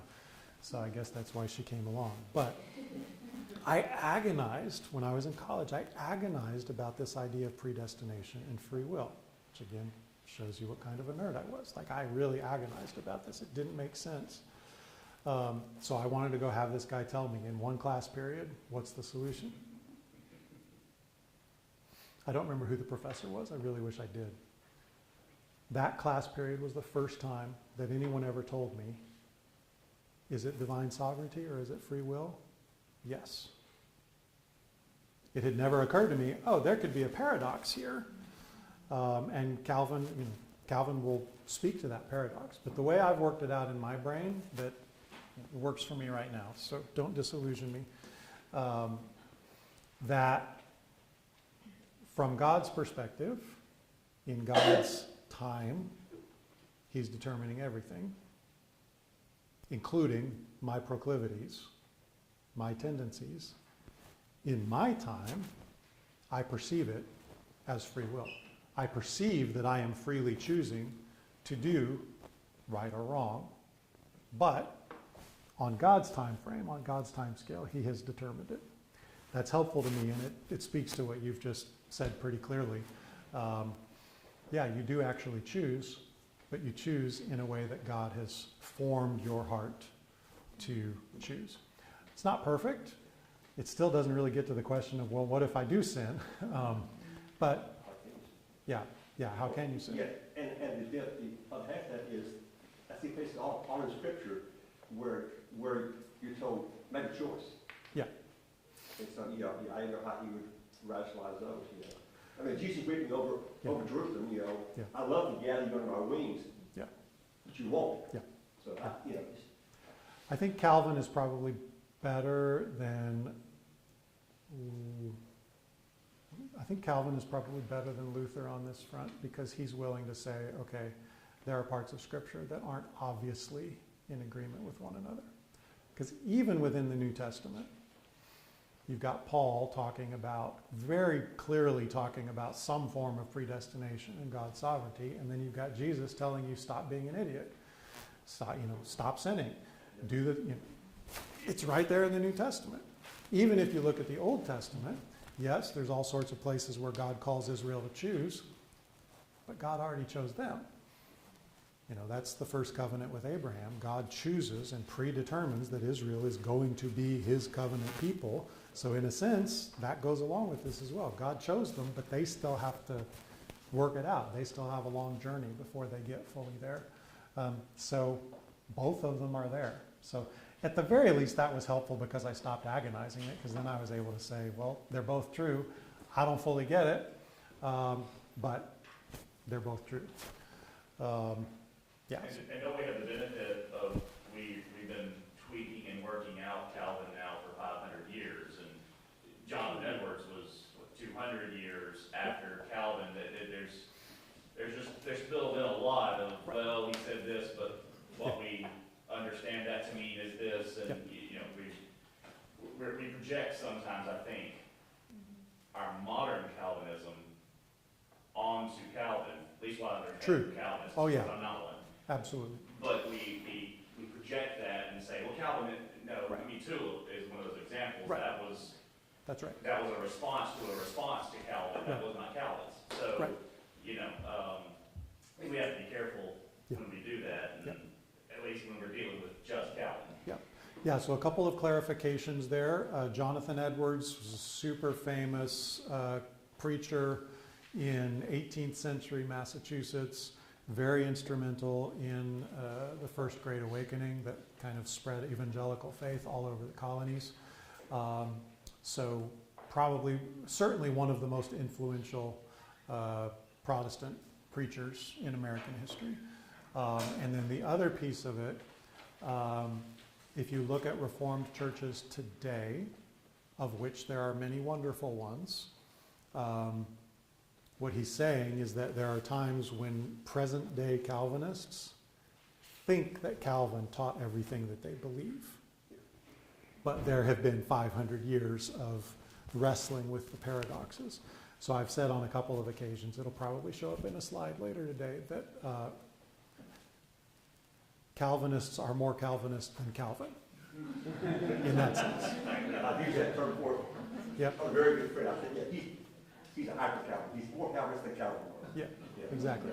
And there's, it's kind of a punchy way to say it, but it's very true. Like 100 years after Calvin is when like official Calvinism really gets its start. And that's in response to a Calvinist who disagreed with predestination. So they had to have a big fight in the early 1600s about that. And so official Calvinism took a more defined, it became more defined in ways that Calvin wouldn't have necessarily said. Is that making any sense? Yeah? Okay. Yeah, I grew up in a lot of denominations, but the Presbyterian church that I was in, like, I didn't know that it was part of the Reformed tradition. I didn't know what the Reformed tradition was, frankly. And it was a PCUSA church, so they have a kind of awkward relationship with Calvin these days. But I didn't know any of that. In fact, this was kind of funny. Do I have time for another stupid story? Yes. Okay. So my first job when we moved to Houston in 2010 was that I was working for InterVarsity Christian Fellowship. I was in the Graduate and Faculty Ministries division, and I was assigned to Rice University. So I was pastoring a group of PhD students and professors who were, looking to create a faithful witness in the university setting. It was a great fit for me, other than that I hated raising money. I did not enjoy raising money for my own salary.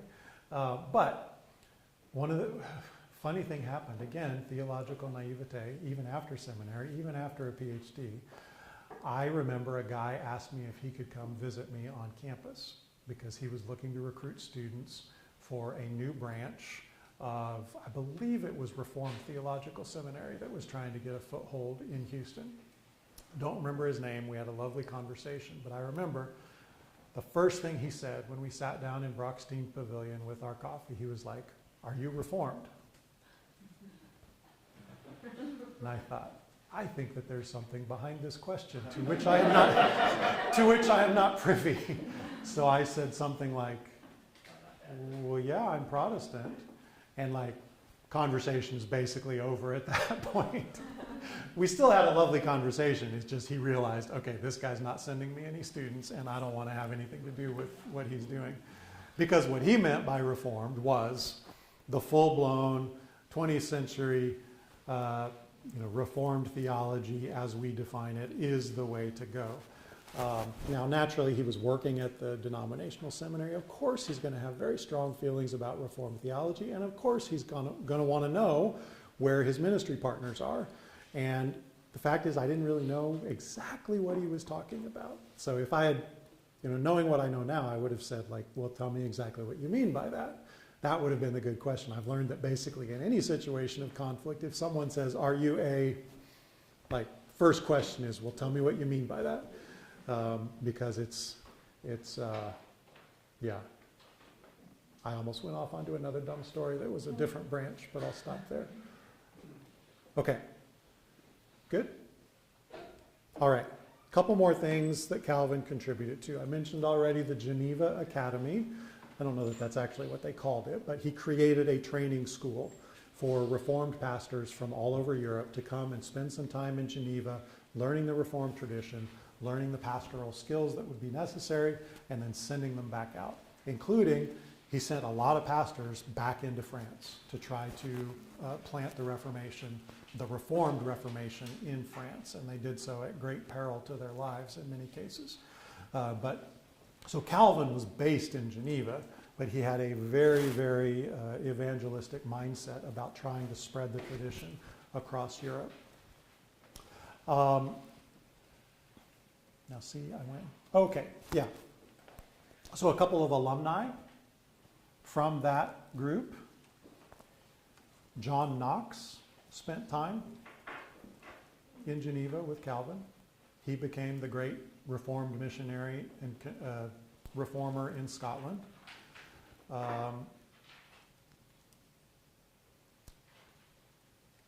He contributed also naturally to the rise of the Puritans in England, who I've said then seeded American Christianity in the Massachusetts Bay Colony. the land today known as the Netherlands.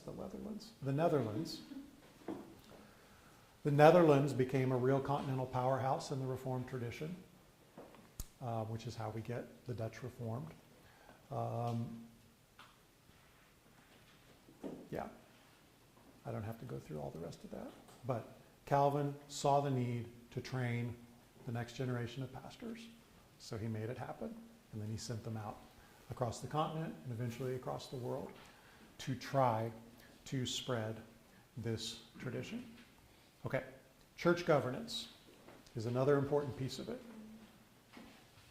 He wrote a document in 1541 called the Ecclesiastical Ordinances. It was officially adopted by the church in Geneva.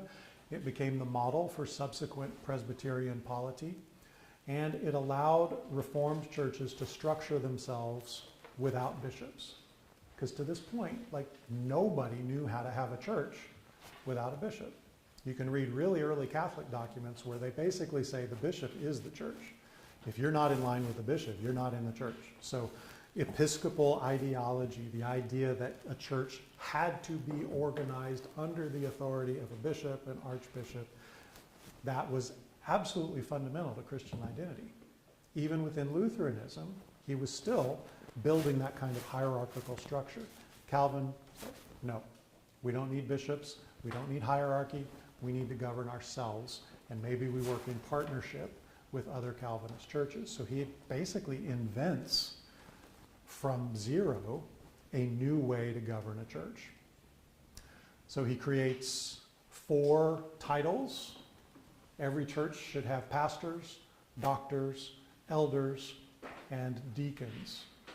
The pastors were responsible for worship and for preaching. The doctors in the church or in the presbytery would be responsible for educating pastors, for educating the people. This is like your Christian ed department, but on maybe a higher level. The elders of the church are responsible for supervising the purity of the church and either counseling or browbeating church members into acts of purity. And then you would have deacons, and their responsibility, in line with what we see in the book of Acts, their responsibility would be the outward-facing mission of the church, doing works of mercy, works of service to the community around them. So there's 4 orders of ministers, and this became it's the foundation of Presbyterian and Reformed church governance. In addition, the pastors, the Presbyterian or the Calvinist pastors in any given jurisdiction would create something called the consistory, which was a committee of pastors that was responsible for supervising the overall Christian character of the community. And the consistory is what was actually the most controversial thing that Calvin did. That's what initially got him thrown out of Geneva, because nobody really wanted to have a council of pastors looking over everything that they did and telling them to knock it off. But Calvin believed that the consistory was very crucial to a Christian commonwealth, because otherwise, what is going to keep it a Christian commonwealth? Otherwise, people wander off into, oh, you were just, okay. I call that a purposeful breath in class. If someone scratches their head or takes a big deep breath, I assume they're wanting to ask a question. So, this is the way that the Puritan churches in Massachusetts were governed, which again is why the Baptists and other dissenters got thrown out of Massachusetts. This becomes an important part of Calvinist government. Now, contrary perhaps to popular belief, the motivation of the consistory was not just to control people and ruin all of their fun. That's a stereotype that Americans have placed on Puritans. Things, novels like The Scarlet Letter are classic in portraying the Pilgrims, the Puritans, as just like the killers of all fun. That's not what the goal actually was, but rather it was the pastoral concern of how do we motivate people to behave well if we're telling them that it doesn't matter. It doesn't affect your salvation how you behave, so how are you going to get people to behave? The consistory is Calvin's answer to that. Okay, as a community, we're going to supervise one another, we're going to hold one another accountable, so that as a community we are moving forward into Christian holiness. Okay, I would love to hear some thoughts on church discipline. Because in my own tradition, in my Baptist tradition, we actually have turned church into a verb where you can church someone, which means throw them out of the church. If they're so egregiously sinning, you church them, or if you're Catholic, you would call it you excommunicate them. And there's a long tradition of church discipline. Like, we are responsible for one another. We hold one another accountable. But how does that work in 21st century America? Has anyone actually, I don't know. Not very well. Yeah, there you go. Now you sound like you've got some examples to share. Well, I do have a personal experience, and it did not go well, but I think it was handled in the appropriate biblical context. Mm-hmm. Yeah, But the receiving end of things. didn't go well. Yeah, okay. So if you think about, there's a passage in Matthew chapter 18, I want to say, which many Christians take as the foundation of church discipline. I think it's a reasonable thing to do. The basic model of that is that if you've got a beef with somebody, you go to that person, you try to work it out. If you're unsuccessful in working it out, you bring a couple of Christian friends with you, they mediate, and you try to work it out. Only after that has failed do you take it to the pastor and to the church and see if the church needs to do something to resolve the conflict. And if even that doesn't work, you send them out and it's over, which sounds like is probably what happened in your situation. In older days, that was effective. So in the Catholic Church, or in any sacramental church, but especially the Catholic Church, before there were any other options in Europe, if your pastor or if your bishop were to excommunicate you from the church, that meant, literally, that means you are thrown out from communion. You can't take the Eucharist. If you believe in a strong sacramental theology where you have to have the Eucharist as a regular infusion of God's grace, they're cutting you off from God. Now, Protestants don't generally think of the Lord's Supper in that manner, like, oh, you can't be with God if you're not having the Lord's Supper, if you're not having the Eucharist.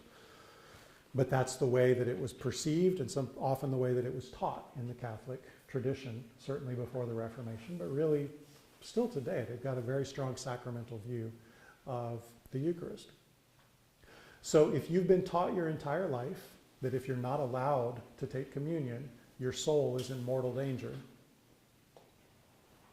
it's pretty effective if they excommunicate you. You can't just go to the church down the street. You can't just find a preacher that you like better. You can't just go join a different denomination. Like, you're out.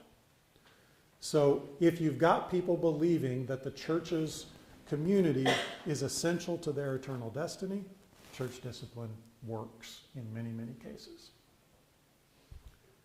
If, on the other hand, you look at 21st century America, I mean, first of all, American church is completely driven by religious market. I mean, it's an interesting blend, but that's a different conversation for a different day. We're going to have as many churches as churches can sustain themselves because there's no upper authority telling people, okay, you can have a church, you can't have a church.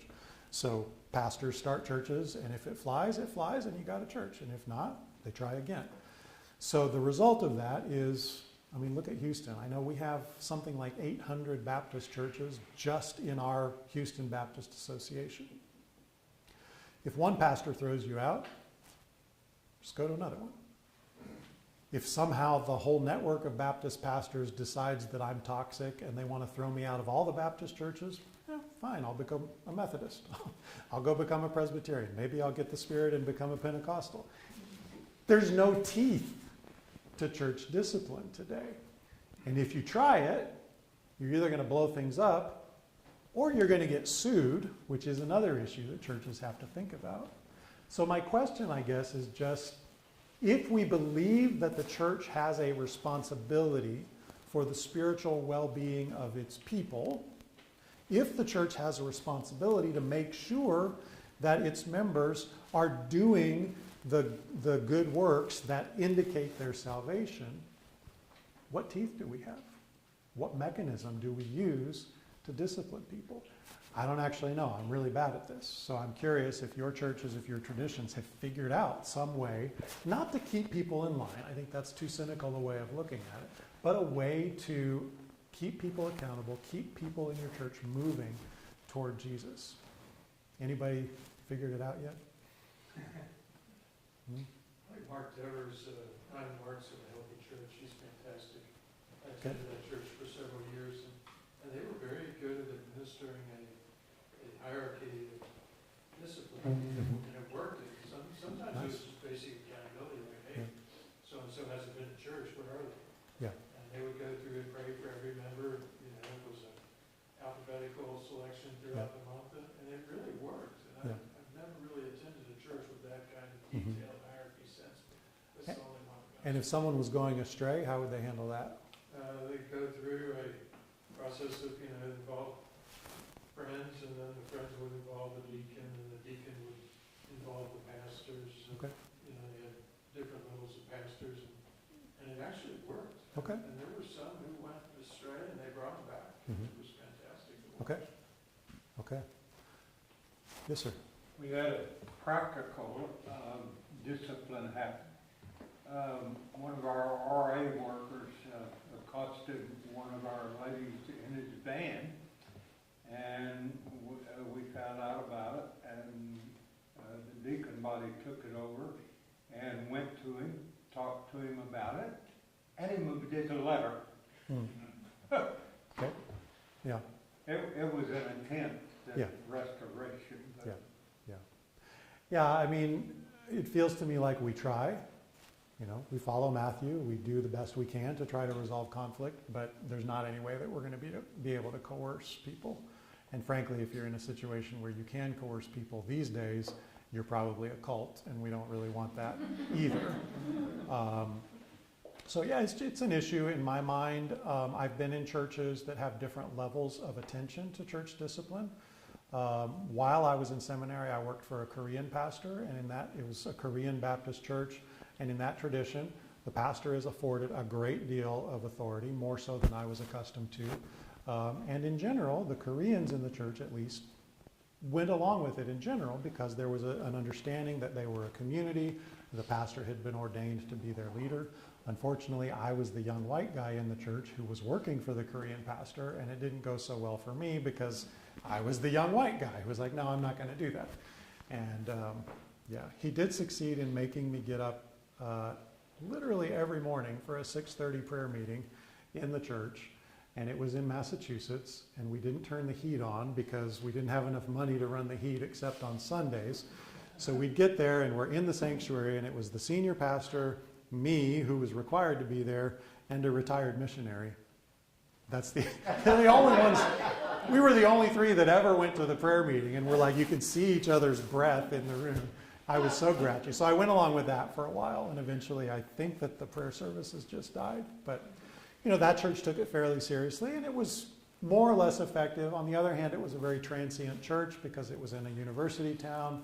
And so, if you get annoyed with your pastor, you can just hold on for a year, and then you graduate and you move on. At this point, I've led several small groups over the years where I think we actually have the kind of community where we can hold one another accountable. And we've had situations where there's conflict within the group, or someone is kind of getting shaky on their faith or making bad decisions. And within that community of 12 to 15 people, we have the depth of community that allows us actually to do some of this. My current small group, I'm not sure that we could pull that off. I think people would just leave if I tried to tell them what to do. But it's something I think about from a pastoral perspective, because if Calvin is right and that we have a responsibility to hold our people accountable, you got to think about how in the world do you do that today when there are hundreds of thousands of churches probably in the country. So, yeah. And the challenge too seems to be, how do you do that without it either being perceived as a power grab? True. Well, because we don't have the culture in our churches anymore of thinking that the church has responsibility over you. So now if the pastor comes along and tells you what to do, the people are going to think, who's he to tell me what to do? Well, he's God's ordained minister who you have joined his church so that you can be held accountable. So, but people don't really see it that way anymore. Yeah. And, I got to tell you, I would be really annoyed if my pastor came along and started telling me what to do. If I didn't agree with him, I would be unlikely to follow him. So I'm an offender in this just as well. I try to, I think church discipline is important, but I don't want anyone to do it to me. So that's the thought question that I want to leave you with. It's not the most important thing in the Calvinist tradition, but it's one of those mysteries that I certainly haven't figured out. So let's pause there. We'll grab our box lunches. And when we come back after lunch, we'll start at 1 or a minute or two before. We'll go through the saga of the English Reformation. And that's where we'll wrap up for the day. All right, let's eat.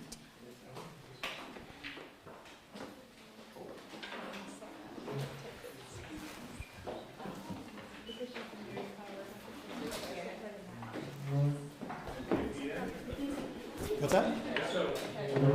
Yeah, we're going to eat. Okay, so lunch is served, lunch is in the commons. The commons is behind the, head towards the coffee. You'll see a door to the right, it is now open. Feel free to head to the commons. For everybody who will not fit in the commons, you can spill out into Baylor or Yarmington, unless we all want to come back in here for extended Q&A. Did we get Q&A done while I was out? No, I'll circulate. I'll spend some time in the commons. I'll spend some time in the commons. So if we could get everybody eating over that way, that would be optimal. Yeah. And then we can reconvene at 1 o'clock. Perfect. Sounds good. Or do we have something we need to make up? What's that? Do we have time we need to make up? No, we're doing well. With lunch, it would be easy to run back to 12:45 and give you 15. We'll be okay. I mean, if everybody's sitting in here, at 12:50, then we'll start. It's a good, are you familiar with that book? I used it in seminary. Did you? That was I our just textbook. ordered it like a couple of weeks ago. It's good. It just seems like a good solid, like overview, yeah. It's great. I thought it was too simple for a seminary level. Oh, it is, Of course, yeah. but that's what my seminary used. So I was a little I disappointed. think it is a little simple, But I think for like high school, it's great. even, yeah, for my 8th graders, they read through Susan Weisbauer's History of the Medieval World. And so that gives all the background of the story. Yeah. And this is just a good like framework for it. Yeah. Yeah, it has good graphics, like the church, the church councils. It's helpful to me to find it.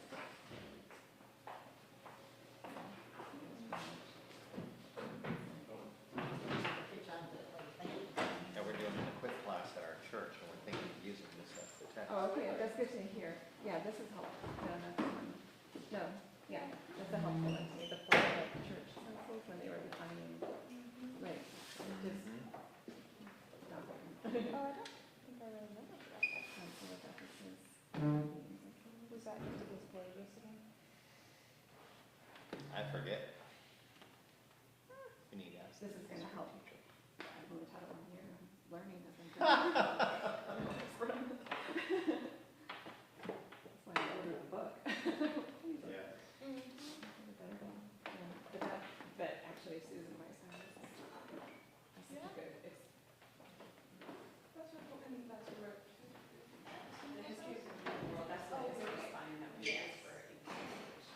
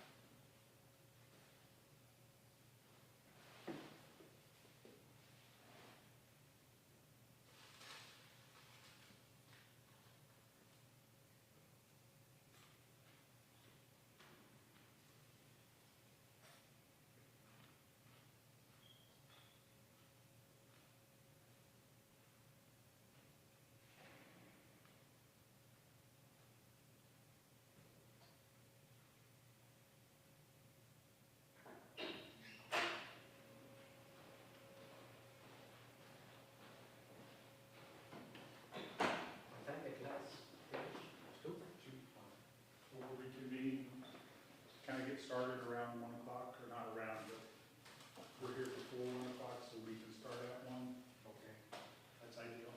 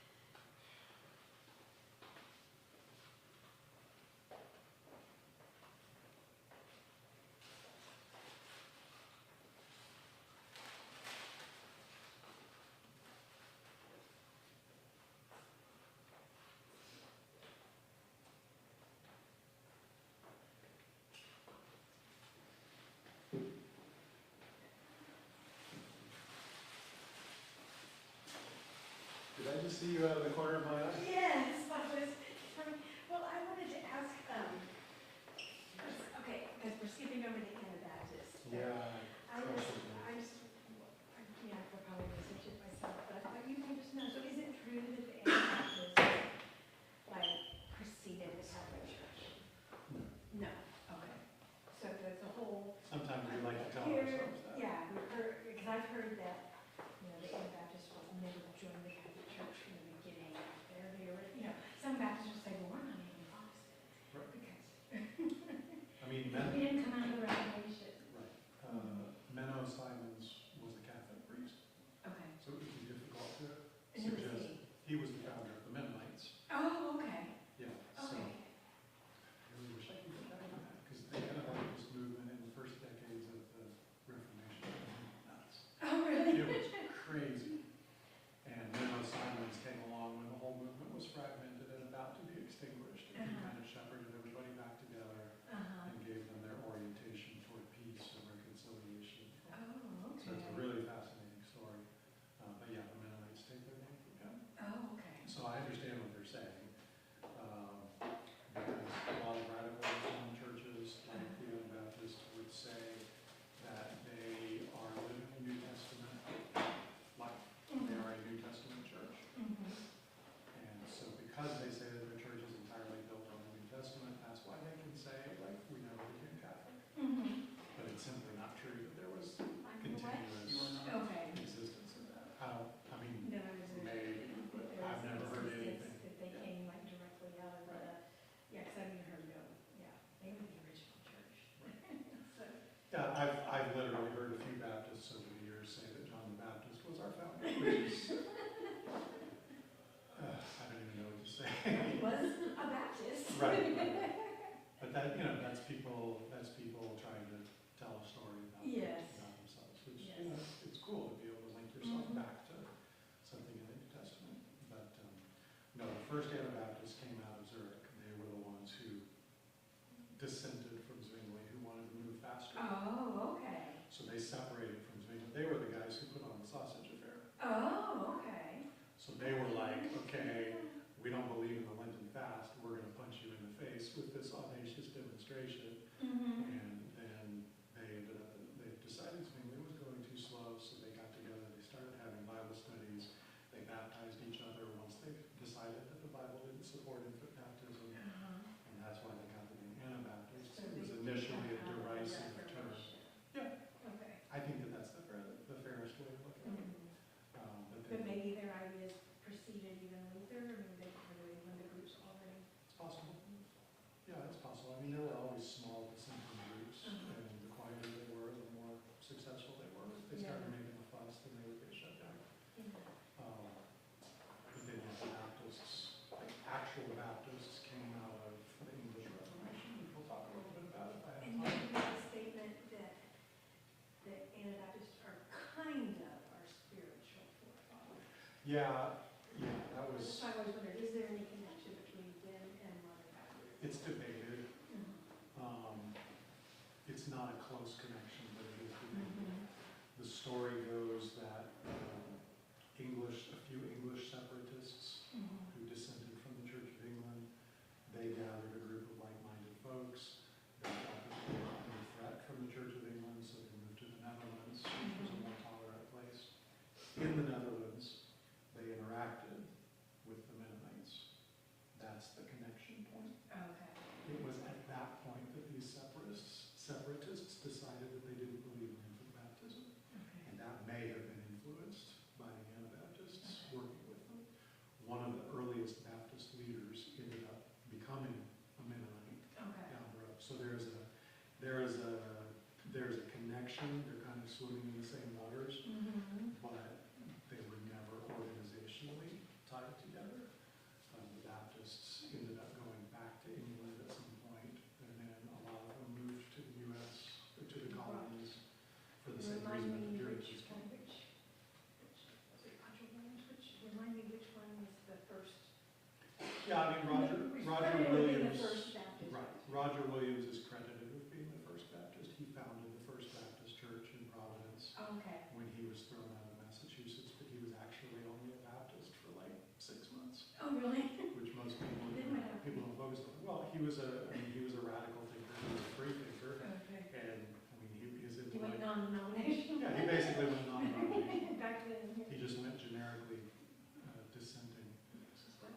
Still doing today. Yeah, so then the other people who were involved in that church, the First Baptist in Providence, and I believe the Second Baptist was in Newport, they ended up more anonymously carrying on that tradition. They're the ones who eventually founded Brown College in Providence, and started spreading. The Baptist movement in the U.S. didn't really take off until the Great Awakening in the 1700s. And as the western frontier expanded, Baptists and Methodists were able to expand with the frontiers, because I tell people, like, if you want to be a Baptist pastor and you can get 5 people to lay hands on you and declare you to be ordained, you can be a Baptist pastor. You don't have to go to seminary, you don't have to do anything, but that nimbleness allowed the Baptists to get enough people licensed to go out and spread, whereas the Anglicans and the Catholics, especially the Anglicans, they couldn't move quickly enough because it was a much bigger deal to be trained as Anglican. So that's why the Episcopal Church was largely stuck on the East Coast for a long time, because they weren't nimble enough to move with the frontier. So that's why in the South and in the West, Baptists and Methodists have become the strongest groups, because they were able to move with the frontier. Yeah. So I claim some inspiration from the Anabaptists, especially when they gave us the concept of the really strict separation between church and state, which is an important Baptist principle. They gave us believers' baptism. I admire the peace emphasis. But then, there are other stuff I think maybe that's a little bit much. So, yeah. Those are some of the connections. Yeah. I'm sorry we didn't get there. I really wanted to tell us what you got to look at. Look up the story of the Kingdom of Munster, M-U-N-S-T-E-R. Okay. That was a group of Anabaptists decided that they were sick of getting kicked around, so they got a bunch of them to move to the city of Munster in northern Germany, took over the city, threw out the bishops, threw out the Lutherans, and created an Anabaptist kingdom. Oh, okay. And then, once they were immediately besieged by the Lutheran and the Catholic leaders. Like, if there was anything that could get Lutherans and Catholics to agree in that century, it was like they wanted to kill the Anabaptists. So they immediately put Munster under siege. Once the city was under siege, then it started to go really nuts in the city. They started practicing polygamy because there weren't enough men to go around. They started practicing some radical diet choices. Eventually, some apocalyptic theology came into it, so then all of a sudden it becomes more of a doomsday cult. And then somebody breached the wall and it was all over for them. So it was in the aftermath of that Menno Simons tried to gather everyone and say, like, okay, that was not it. Let's figure out what Anabaptism is going to be. But that was a wild story. It's not representative of today's Anabaptism, but it's really good reading. So Munster, I think it was in 1527. Hang it together. So, what would just be a good tone for a person like myself, just to read all of church history? Oh, all of church Is history? it, I think I actually have, I don't think I've read them. I do this, I collect books, and I guess I'll do it when I retire. I think I have the 2-volume, John's Rambling Through. Yeah, that's the Gusto Gonzalez. Yes. Yeah. I think that one's as good as any. Okay. What I like about that volume, I've assigned it in some of my classes, it's super easy to read. Super easy to read. Short chapters, large print, it's very accessible. The rest of them like first, second century church, The whole thing. all of them. Right. It's just called, I think, The Story of Christianity by Gusto Gonzalez. That's a great starting point. The reason I don't usually assign it in my classes now is because if you notice, most of the chapters are about great men. So there's a chapter on Augustine, there's a chapter on Origen, there's a chapter on Aquinas. And I was trained to kind of shy away from great man history because you don't understanding of what they were teaching and why if you don't understand what was going on in the context. So there's another book that I've used more often, and it's not as accessible. It's hard to read, but it's called History of the World Christian Movement. Oh, It's by, I've seen that somewhere. yeah, it's by Scott Sundquist and Dale Irwin. Sundquist is now the president of Gordon Commonwealth Seminary and a celebrated church historian. But they tried to put the entire story of world Christianity into its historical context. So I think it's a better textbook, Okay. and it comes with a nice companion volume of primary sources that can give you a So that's the one that I prefer. That's also Oh, in, it's actually only in 2 volumes because they never finished the third. They probably won't ever finish the third. But the first 2 volumes are great. So I like that one a lot. I would bring it in here, but it's on my shelves at home. Books that I actively work with, I keep in the home office. So, yeah, they're there.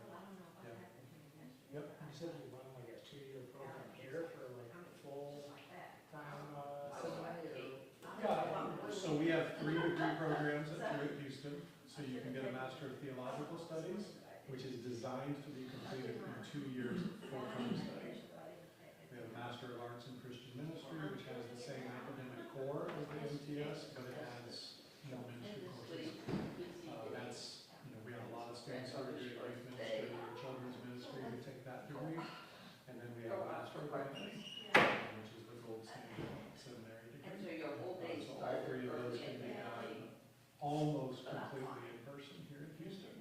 We have a couple of classes that are generally online because there are masters in there who teach the first semester. So I don't want to reinvent the wheel. I want to teach it in an inferior manner than here.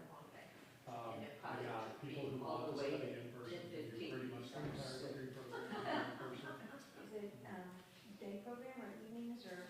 Both. So we built the curriculum around Mondays. Okay. So on Mondays is when most of our students are here. So we've got, this semester, we've got 2 Monday morning classes going. We've got Greek going in the afternoon, and then 2 sections of pastoral care going in the evening. And then we usually have a Tuesday night and a Thursday night class. So that's the basic structure. The student body is growing pretty explosively, so we're going to be adding more courses. In this facility, we can run easily, we can run 3 classes at a time because we've got Norton and Alvaro in this room. If we really get desperate, we can put people in the boardroom, we can put people in the lamb and scroll over there. So I think we're headed to a place where we've got 3, well, yeah. I don't have the nerve to do that, but our dean does. I'm sure our dean does. Yeah. Yeah, so we can do the full, and we're fully accredited by the ATS. We have a very close partnership with Waco. It's kind of a partnership. I work very closely with Waco. All of our organization, advising, all of that stuff, finances are being run by Waco, so we don't have to worry about that. So, yeah. But, yeah, if you're interested in seeing it, I'd love to talk more. So I can inform you. Yeah, Absolutely. I think my email is on the syllabus. People on the wages? Yep. We've got a few kids right out of college. We've got a few folks who are retired and everything in between. Probably the average age is lower 30s, I bet. Yeah, maybe. Yeah, and we're going to run, I expect to have between 60 and 65 students registered this fall. And 30 of those have started in the last 12 months. You know how big, I'm a grad as well, so psychology. Do you know what's the enrollment in Waco for Truett? The enrollment in Waco is around 300. Mark Lanier has declared his goal that Houston will be bigger than Waco someday. I'm like, we're definitely going to need another building for that. But yeah, they've got about 300 up there. There are probably 75 students in the Doctor of Ministry program, which we have a cohort of women students starting in Houston this fall. There are a lot of cohorts running in Waco. Okay. Yeah. Well, I really know his wife. Okay. Yeah, the total system enrollment is probably going to come in the 420s this semester. So we have the real privilege to be one of the few seminaries that are actually growing right now. I don't claim any credit for that. I think our team is fanatical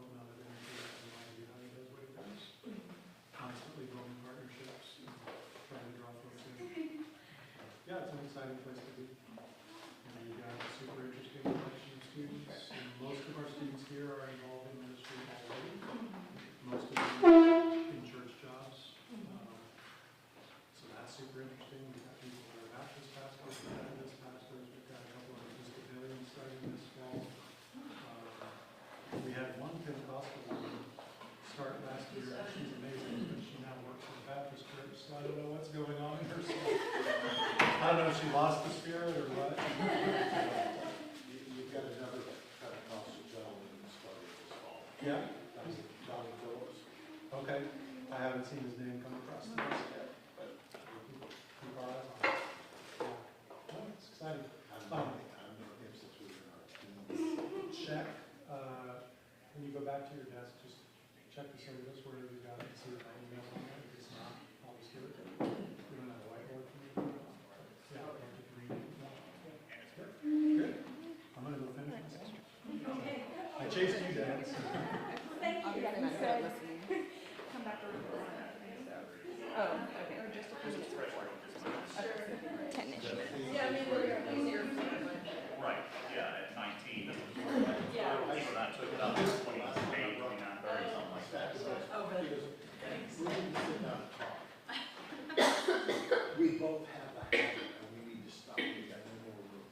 Yeah, that's, I just keep piling them up.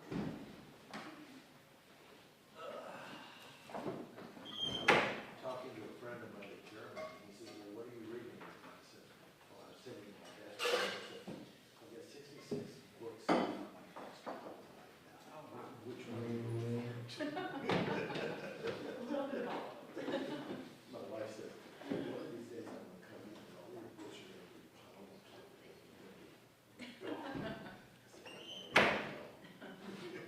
Looking for your picture too.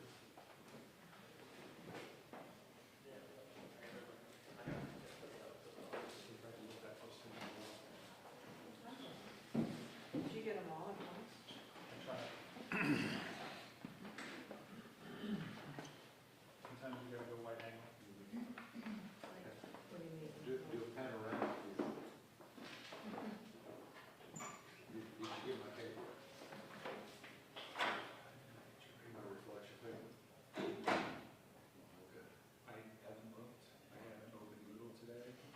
I know most people say, Craig, I thought you were wired into Google and then Google actually flowed through you, but it doesn't happen. I need to voluntarily, It's not involved in mind work. I need to go out of my way to voluntarily overcome the significant barrier that I have to accessing Google to check and see your paper Said, says. you said, if you receive my paper, it will be a big surprise. Let's see. You can get there. As given how much of the book you've been through, it did not surprise me that you would have already come to a conclusion on whether or not the Reformation was a good idea. I had a conclusion before I came to class. I know, but we were hoping to at least modify or alter or impact that. My Steve and his family were driving to Florida. Can you imagine driving across country in a van with six kids and 2 adults? No, even I can't imagine Steve with 6 kids, but apparently someone is gonna figure out how that works. Oh, yeah, it's hard. I think. kind of late. Well, I'll just show you what I did when we back out. Can't send them back. That's what I'm saying. You know, some things you do either, you know. Yes, ma'am, so I just went to the near website.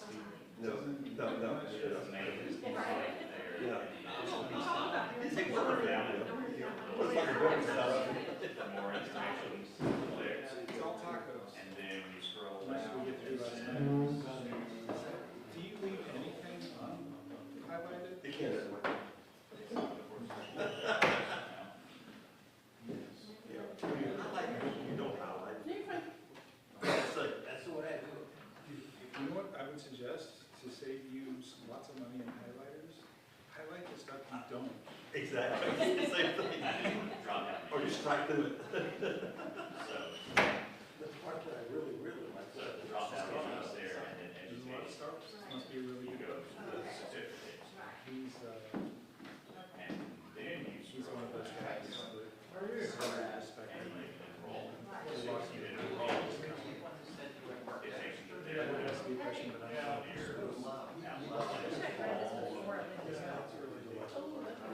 That's more what I was looking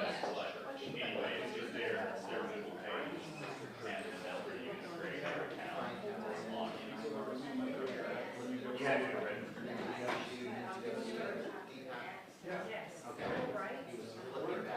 just log in to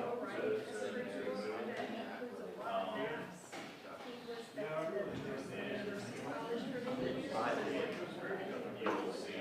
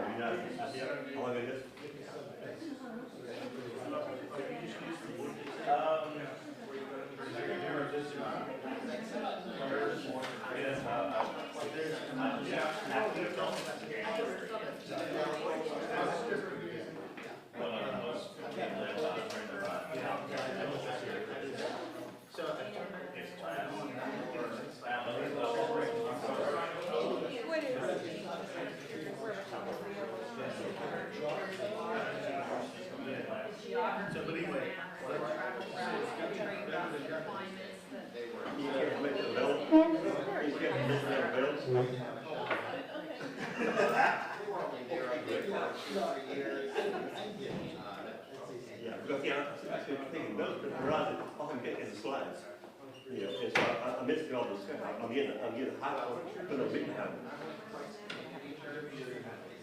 29 church. They will. We're in the country corridor, like,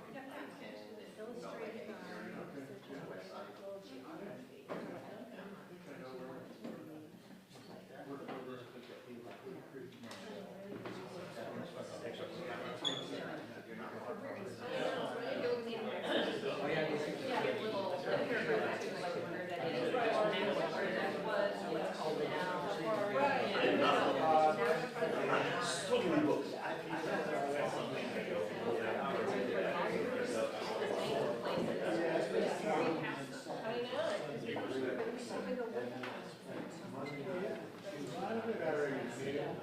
So Greek city, was it Israelite? I've got some books I've started, haven't got through yet. I can't Well, I wanted to buy it, waiting too late. We'll get it. Okay, but I'm gonna I've got a list of other books that I, in my report is ready. Right now, I'm reading one from Joseph Paul, and it is on the, Oh, wow. say what? and it is not easy, but it's fascinating on all the examples of the workplace, why it's that's two things, and why we can have both understanding, legitimate understanding of both conversations. Only example so far, so not too far. Really, so I'm kind of mad. It's like I've been with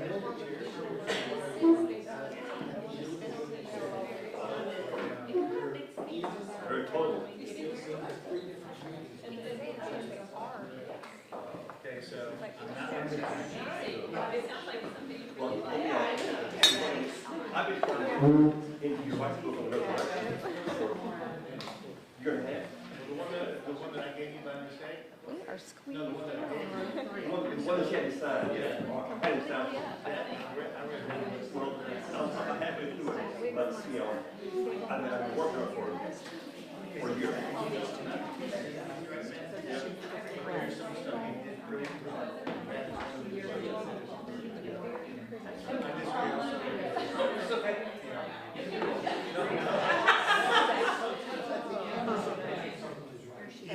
Well,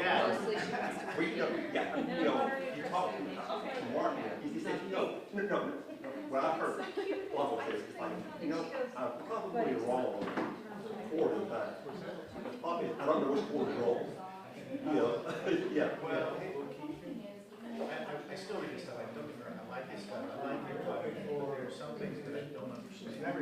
Like his Is what? This is what it means, this is my thought, this is how I really study, this is how I live this.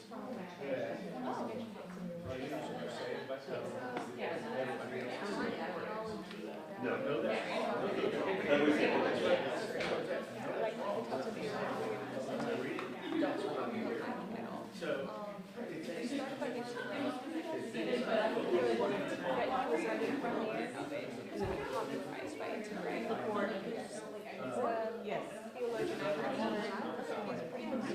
how long until your can feel? An hour and 5 minutes. But compared to Depending on what you're reading, whether it's easy or not. Yeah. so. Well, most of the stuff I've read is very tiring. Thank you, stuff Well, I would say on bottom line, don't discount what Piper and Pretty boring. John said. We should not read. Well, they're basically NQ life is NQ law. Is there some? And if you really I forgot my computer. No, it's okay. I'm charging it in my office. Just real quick.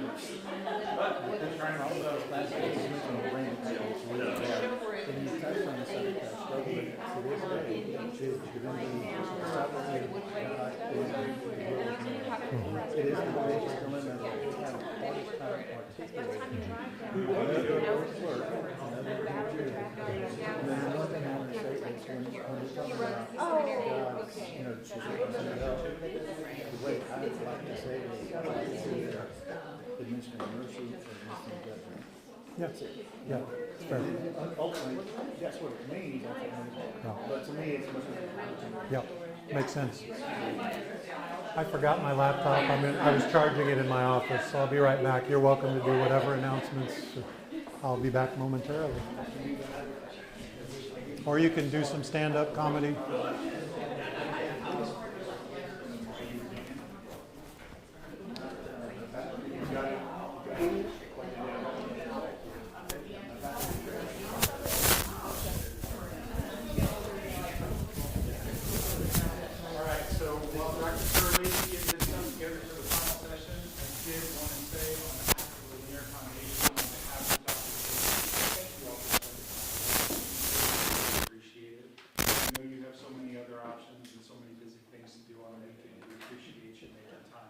Hopefully the experience has been worthwhile and you've gotten something out of it.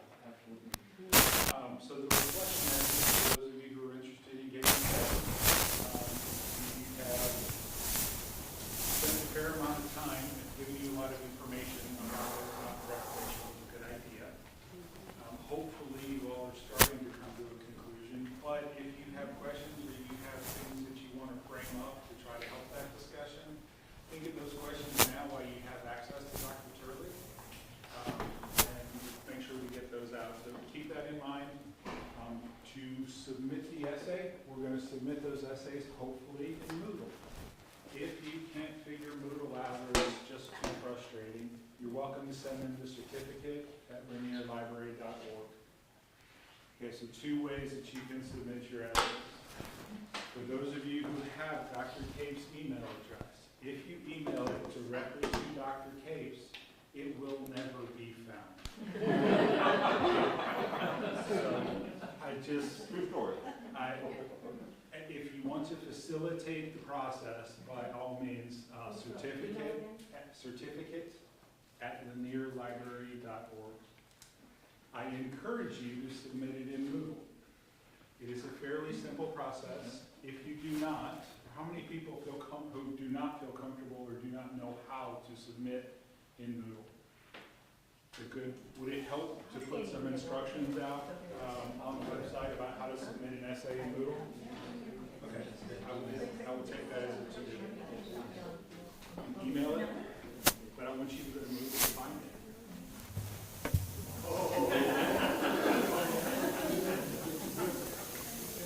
Very good. Moodle's accessible. Many locations. Many Craig and Moodle have a similar relationship as Calvin and Destination. I'm sitting here trying to log in and still can't. It's just, me and Google do not get along. I might have to have a break. You and I will probably have to sit down and work it out. He'll walk you through the 5 minutes from the meeting. No, we've already been through it on the phone. On the syllabus, it says, for some reason, on the syllabus, it says to write, was the Reformation a good idea? Did I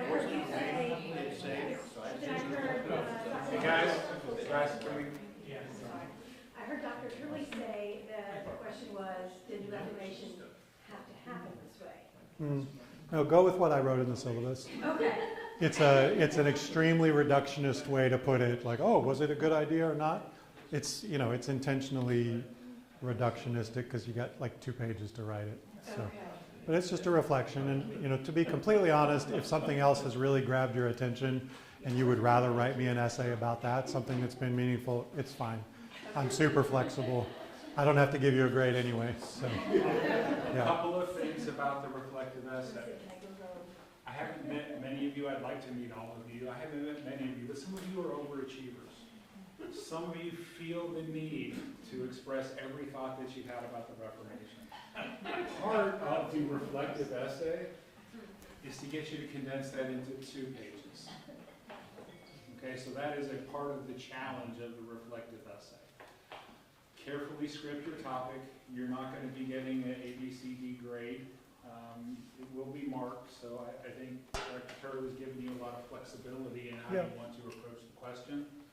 And I presume, I'm not going to presume, but I'll ask permission, is it permissible to say, wow, this is an interesting topic, I don't know where I really stand on it right now, but there's some things that come from the class as a nugget that I really want to go further. If I were giving you a grade and you were working on a master's degree, I would force you to take a position and defend it. But we're not. My answer is that I don't know either, so. Yeah. With that, I do want to make sure you guys give Dr. Charlie some appreciation. He spent a lot of time preparing this lesson. He's worked very hard on condensing a semester's worth of material into 5 hours. And if any of you have ever done that before, you know the incredible challenge that is. So we do want to say thank you to Dr. Turley for all he's done, for all he's presented. Thank you very, very much. Yeah, pleasure. And I think you're spot on 1 o'clock. Yeah, right? Pretty cool. I had some good conversations over lunch. We got to talk about Mennonites and Anabaptists, which I had to skip over, so that's awesome material. Actually, I've already forgotten some of the good stuff we talked about, but it was all good stuff. So hopefully I've given you a taste, because I know this is a lot of material. It kind of feels silly to me that I've covered Calvin, Zwingli, and now the English Reformation in 3 hours. Like, that feels like malpractice, but hopefully I'm giving you a good taste. Also wanted to mention, a couple folks have asked about the seminary. So I went to the office and I grabbed just a few brochures. If I've whetted your appetite for potentially a much deeper dive, you're welcome to grab these. This is the seminary in total, and this is specifically our Houston program. So you could grab one of each if you're interested. Do people have access to my email address? We printed it in the syllabus, right? Okay. I'm totally happy to address questions after the fact, or especially if you might be interested in knowing more about the seminary, go ahead and shoot me an email and we can sit down over coffee and talk about what that might look like. Okay. We're looking for another excuse to come back here. True. Yeah, very true. All right. Let's finish off with the English Reformation. So this is one of the more fascinating stories of the 16th century, which is why it's still a fixture of popular media, popular press. I got dragged against my will to a kind of rock opera a few years ago at the Hobby Center that was based on the 6 wives of Henry VIII. And of course, I was sitting there geeking out the whole time. I was like, that's not how she was. That's not true. Yeah, so that's the curse. But super interesting. The English Reformation is by far the most political of all of the Reformation movements. It was started by a deeply conservative Catholic king who needed to divorce his wife, but he wasn't allowed to. Why does he need to divorce his wife? Because his wife had not yet produced a son. And if you're the king at a head of a royal dynasty that's been, in that case, I think they had been on the throne for a few decades, like, the only thing that ultimately matters if you're a king is having a son who can become king after you. And unfortunately, Catherine of Aragon, for whatever reason, was not able to produce a son that survived into adulthood. So the Reformation began with this deeply conservative Catholic king who wanted a divorce. It ended with his daughter Elizabeth trying to close the door on 50 years of complete chaos that her father had unleashed. That's the broad stroke of it. If we have time, we'll go a little beyond that and get into the Puritans and the early history of the Baptists, but you've already seen how well I can get through my slides. So we probably won't get there. But Elizabeth ends up setting a course of like middle road compromise, a via media that would keep all the sides together and allow her realm to kind of survive. So let's see what I actually want to do. Yeah, so let's talk about the divorce. Henry didn't seek his divorce until 1527, so the English Reformation is a little bit later than Luther and Zwingli. And, you know, it's roughly contemporary, but it's a little bit later. Even though he was king, the peculiarity of England was that the king couldn't do that much without the approval of Parliament, which I happen to think was a good innovation back in whatever it was, the 11th century. But there was much more of a rivalrous and collaborative government with the royalty and Parliament. So Henry tried for 6 years before he could finally twist enough arms in Parliament to give him permission to separate from the church at Rome. So the Reformation was already basically 15 years old before the Church of England was born. The Lutheran Reformation had begun and already fragmented by the time this started. The Zwinglian Reform in Switzerland was already well established. The Anabaptists, who I haven't gotten to talk about much, they were already running for their lives. I quipped between sections over lunch that the only thing that united Catholics, Lutherans, and Reformed in the 16th century was that they all wanted to kill the Anabaptists. And I don't even think I'm really exaggerating. That was the only thing that they could collaborate on. If there was a chance to kill some Anabaptists or run them out of town, all of a sudden the Catholics and Lutherans were good friends. Anabaptists were already on the run. There's basically chaos everywhere, just 10 years after what Luther has begun. I do not envy the people that were living during this time. I like my things to be calm, mellow, nothing big happening. That's my style. So this would have been torture for me. So much of what became the Protestant Reformation, it was already well underway. And the King Henry VIII had actually been a staunch opponent of the Reformation. When Lutheran ideas started coming into England, he actually sat down and wrote a defense of the Catholic faith, and he was rewarded by that by the Pope with the official title, Defender of the Faith. That was one of the titles that was added to his long list of titles. So during the 1520s, he was adamantly Catholic, adamantly anti-Lutheran. So there was very little to suggest that England was on a course of separating from Rome.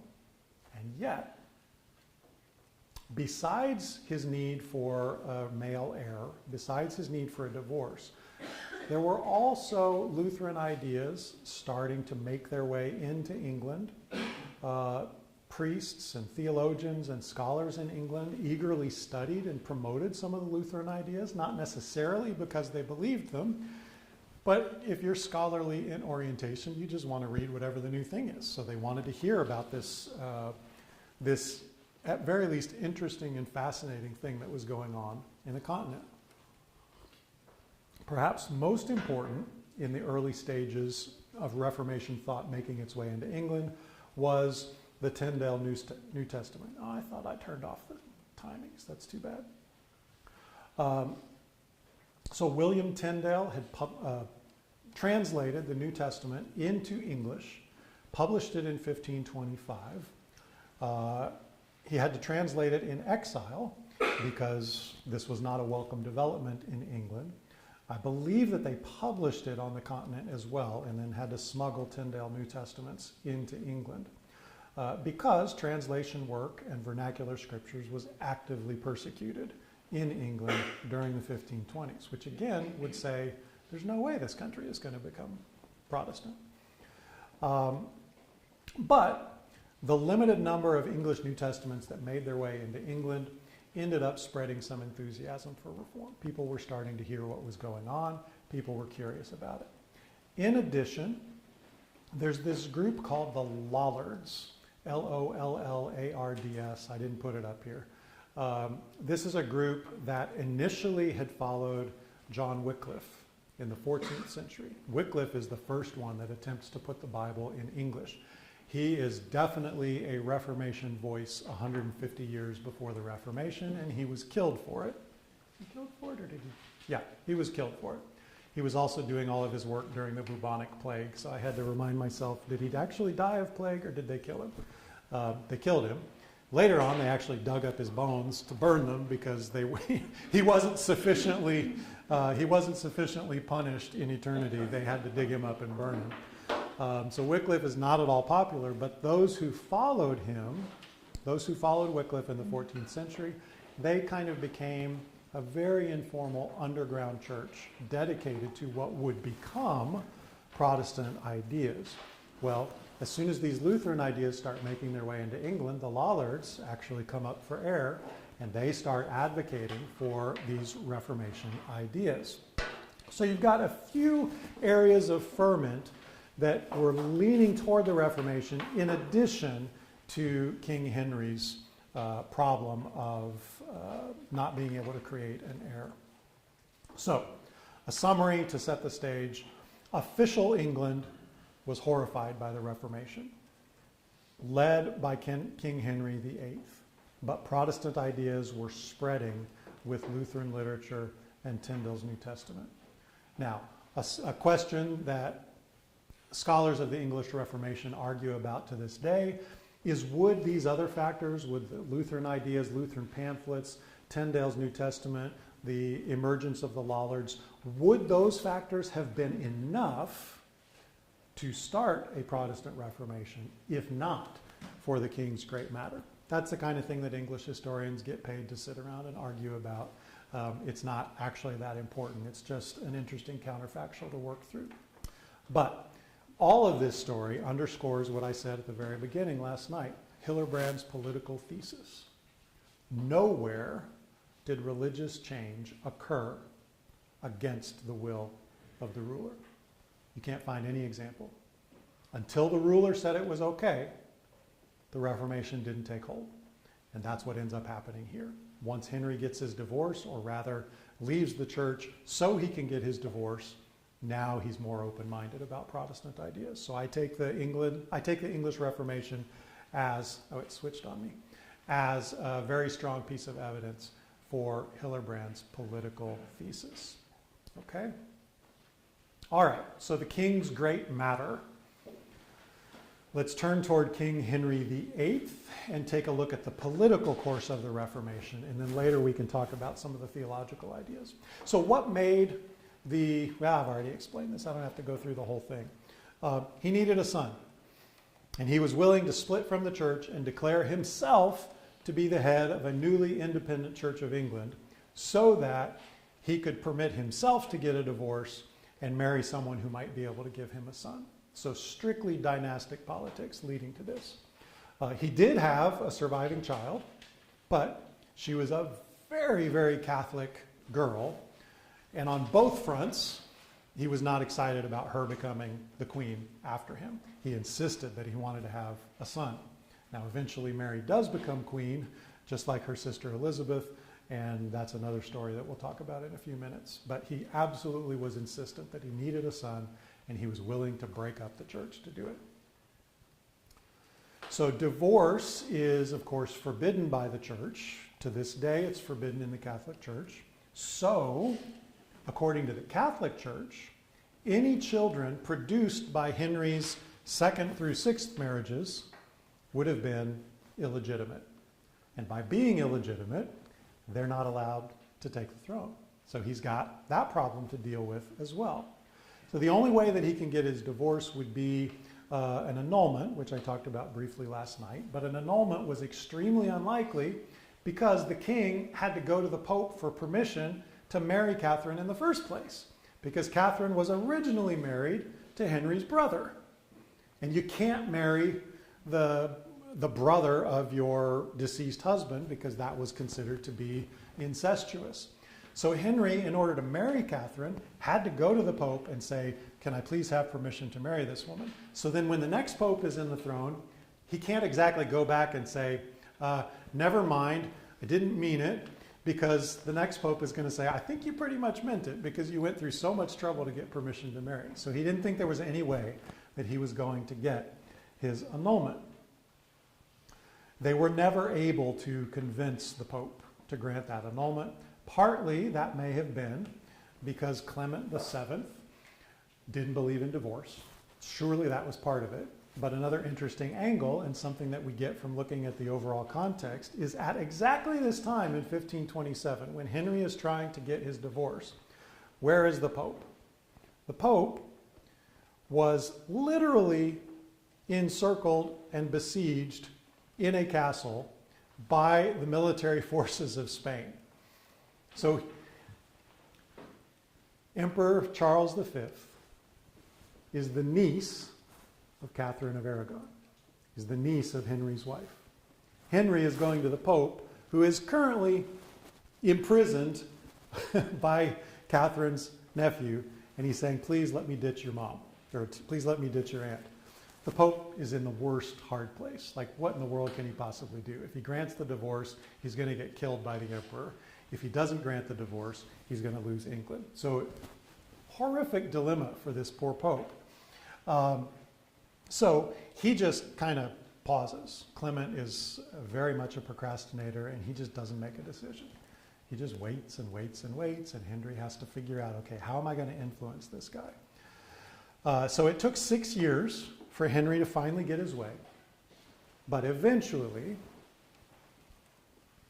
he convinced his parliament to create the Church of England, separate from the Roman Catholic Church. Furthermore, he convinced Parliament to name him as the supreme head of the Church of England, which is why today King Charles is the head of the Church of England. And then, once that was done in Parliament, Henry used his royal authority to force this change on everyone below him. So, the average priest in England, well, not the average, all of the priests in England were Catholic, and now Henry is saying, yeah, you're not Catholic anymore. You're now part of the Church of England, and you're no longer responsible to the Pope. Now you answer to me. You might imagine the priests weren't thrilled by this setting, by this arrangement. There was pushback. Henry wasn't having any of it. So he very forcefully coerces all of the Catholic clergy to go along with it and become Anglican priests now. And finally, after 6 years, he got free of all of the obstacles and he got his divorce. Now, from there, the English Reformation proceeds in what I would call 4 movements. The political reform, which I've described under Henry, political reform with no theological change. That's Henry's original goal. He wants to be exactly like the Catholic Church, except he's in charge. That's it for the first wave of the Reformation. It's very inspiring. The second phase is, once Henry dies, who comes to the throne? His 9-year-old son.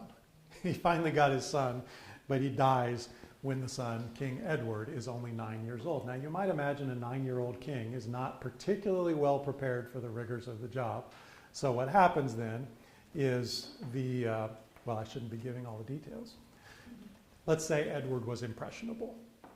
And so the forces of Protestant theology who were agitating for change, they got a hold of Edward, and Edward took the Church of England in a very Calvinist direction very quickly.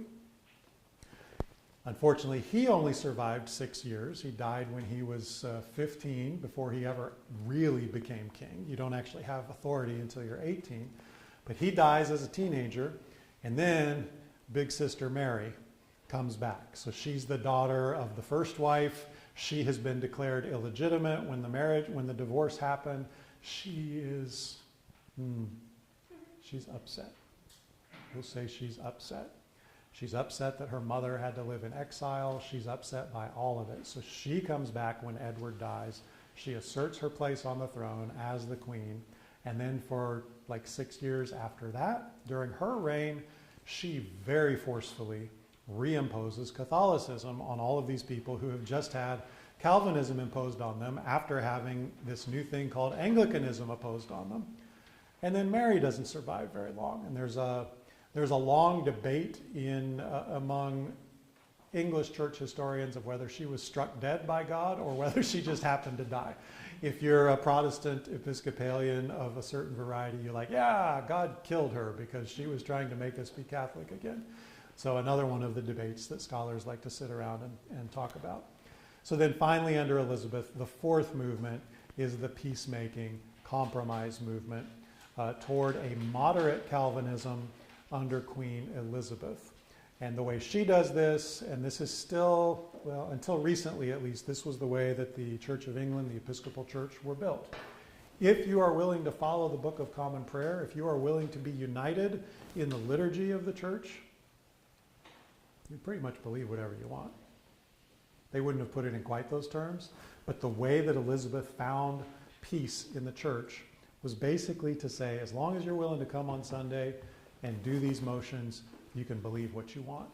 But if you refuse to come to these services, if you refuse to worship according to the Book of Common Prayer, then she's going to come after you.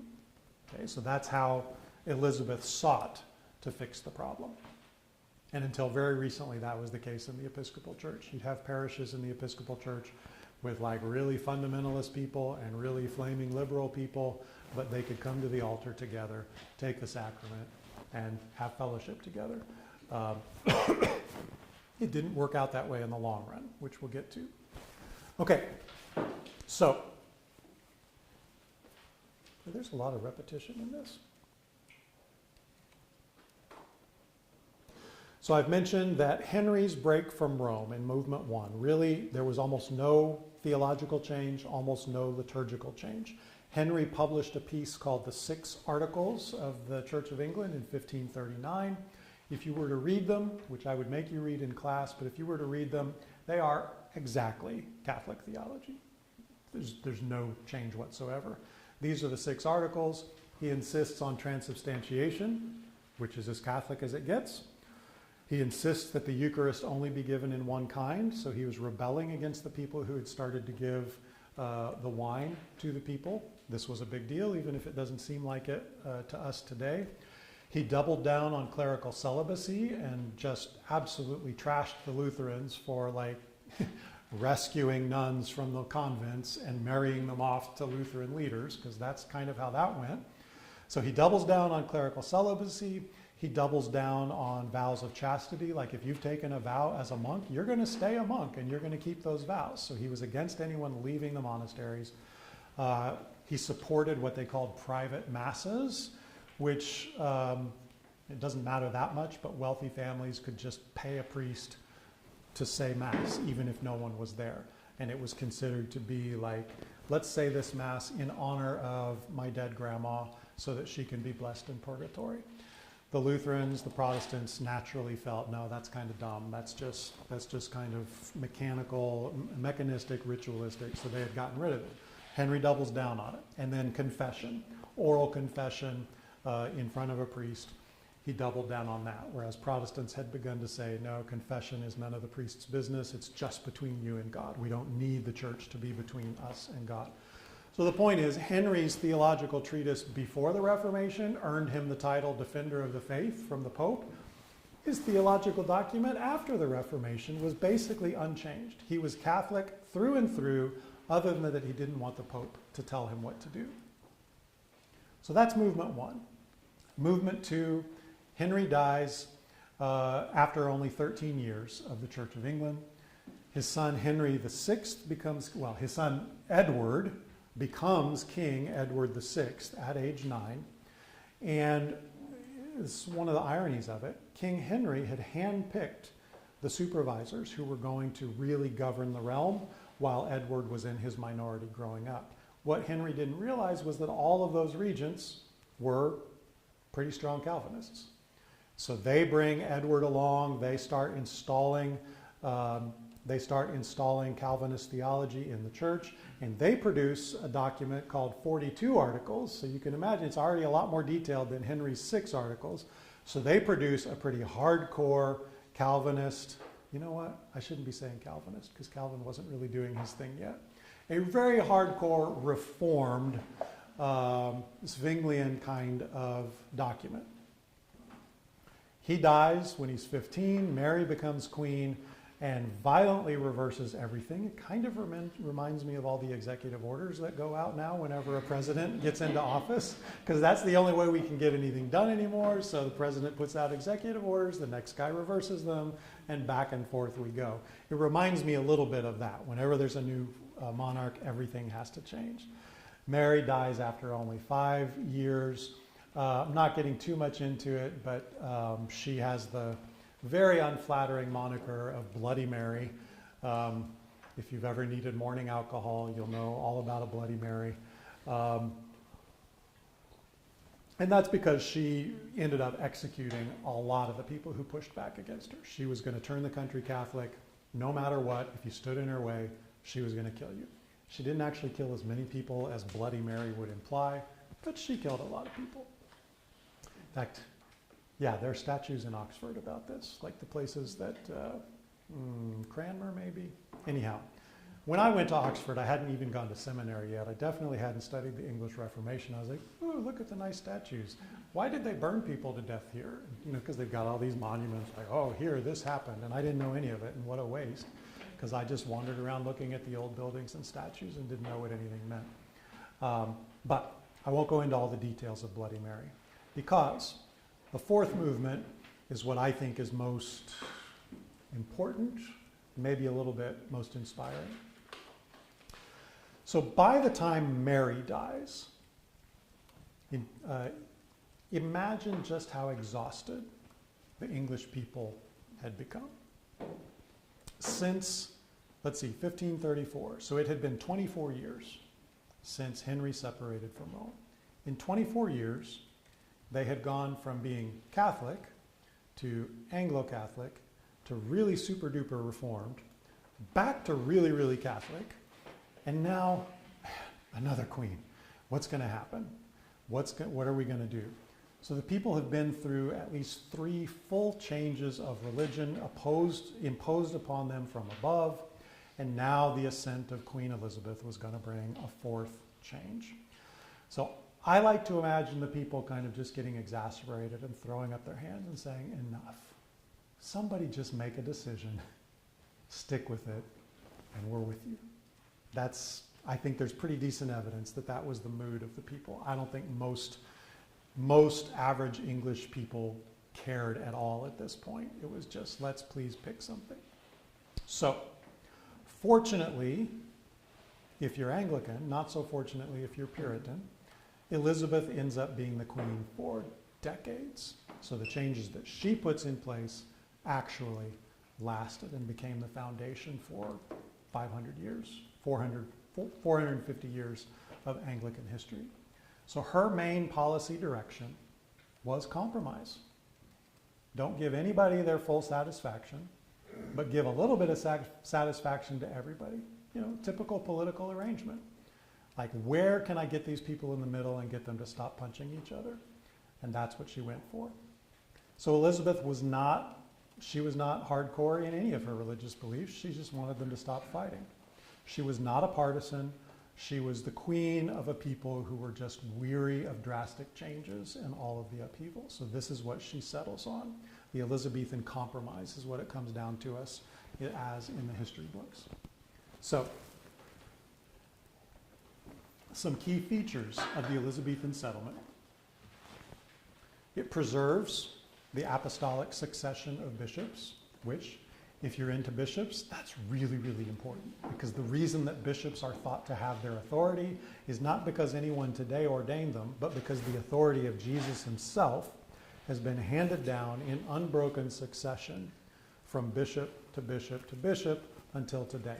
That was an extremely important document and edifice for Catholic priestly authority, and it was so important in England that they actually went to great lengths to find priests who had been ordained by Catholic bishops. Even if they'd been Anglican for 20 years, they wanted to, when it came time for Elizabeth to appoint bishops, it was very important that those bishops had actually received apostolic authority from Catholics, because then they could continue to claim unbroken apostolic succession. Now, you might imagine this drove the Protestants nuts in her community, because they didn't care. After Mary dragged the nation back into the Catholic Church, Elizabeth reestablished an independent Church of England, and she names herself the governor and not the head of the church. Now, I don't know if that's a theological statement related that, like, oh no, nobody can be the head of the church but Christ. I'd like to believe that that's why she did it. There's also reason to believe that she didn't want to take the name head because she thought that it would cause problems with those who didn't think that women should be queens or leading churches. So I don't know if it was a gender thing or a theology thing, but she names herself the governor of the Church of England. She then requires all clergy in England to honor her as the governor of the church. So if you dissent from what she says, then you're going to get in trouble. You're going to get thrown out. She requires all clergy, she requires all parishes to worship from the Book of Common Prayer. And she revises, or maybe even she creates the Book of Common Prayer as like, okay, this is what we believe. This is how our worship services are going to go. There's room here for everybody as long as you're willing to participate. So she kind of lays down the gauntlet. Like, you can have a lot of different ideas, but if you're willing to worship the way that I tell you to worship, then we're all going to be good.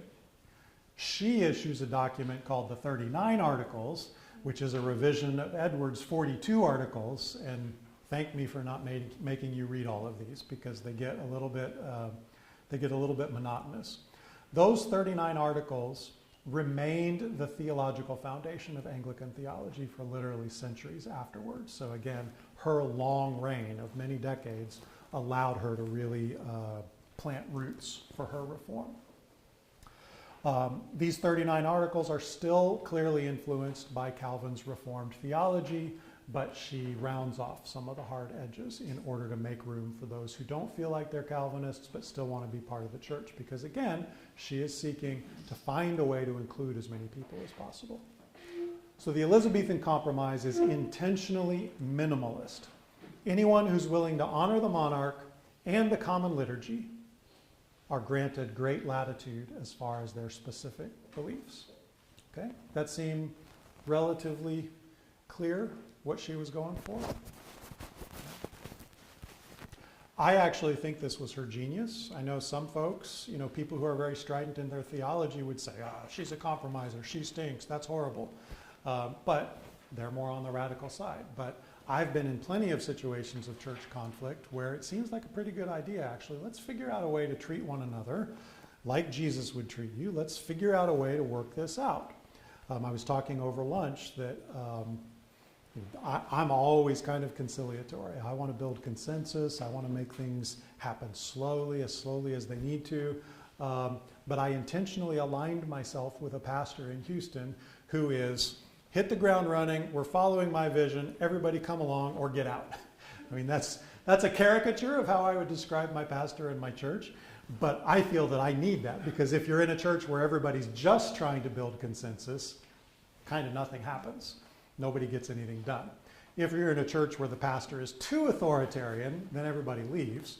But if you've got strong leader with vision, godly leadership, then I think that can actually work fairly well. That's not exactly what Elizabeth was going for. She wanted to be the strong leader. She didn't particularly care about anybody having a big vision for the church, because she had just finished settling the conflicts between those who did have big visions. So Please. I think Thomas Cranmer wrote the BCP, or was a big part of that? Yes, I know he was a big part of it. I can't remember for sure if it came just from his pen. I know Thomas Bucer wrote some of it, or Martin Bucer wrote Yeah. some of it too. Okay. So how did that work with Elizabeth writing the 39 Articles? Like, how did those two things come together? I'm not sure. But I've never compared them, but I would assume that they're compatible, because the Book of Common Prayer actually doesn't talk that much about doctrine. Yeah, well, the BCP usually has the 39 Articles in the back. Yeah, that's the doctrinal part of it. But the conception of the Book of Common Prayer was, this is how we're going to organize and structure our worship.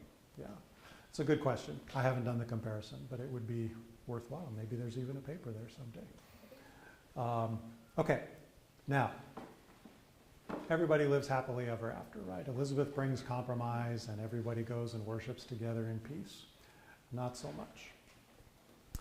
The settlement didn't satisfy anybody, really. It's not the end of the Reformation story, because as with any compromise, there was almost immediate resistance from all sides, because of course nobody was completely satisfied. A few were outraged. So immediately after the settlement, a backlash began, both from the conservative Catholic side, which led to literally centuries of efforts to try to re-Catholicize England, and from the more aggressive Protestant side. Now, the aggressive Protestants came to be known as Puritans because, here's where the name comes from, they want a pure Christian faith, and what they saw in Elizabeth was a compromise that kind of tainted the whole thing. Like, do you really believe your theology if you're willing to say, yeah, it doesn't really matter, we'll just get along? So the Puritans come from a much stronger place. Like, if you believe this Protestant theology, you got to follow it all the way to the end. So the Puritans begin to separate themselves so that they can try to arrive at what they called a pure biblical religion.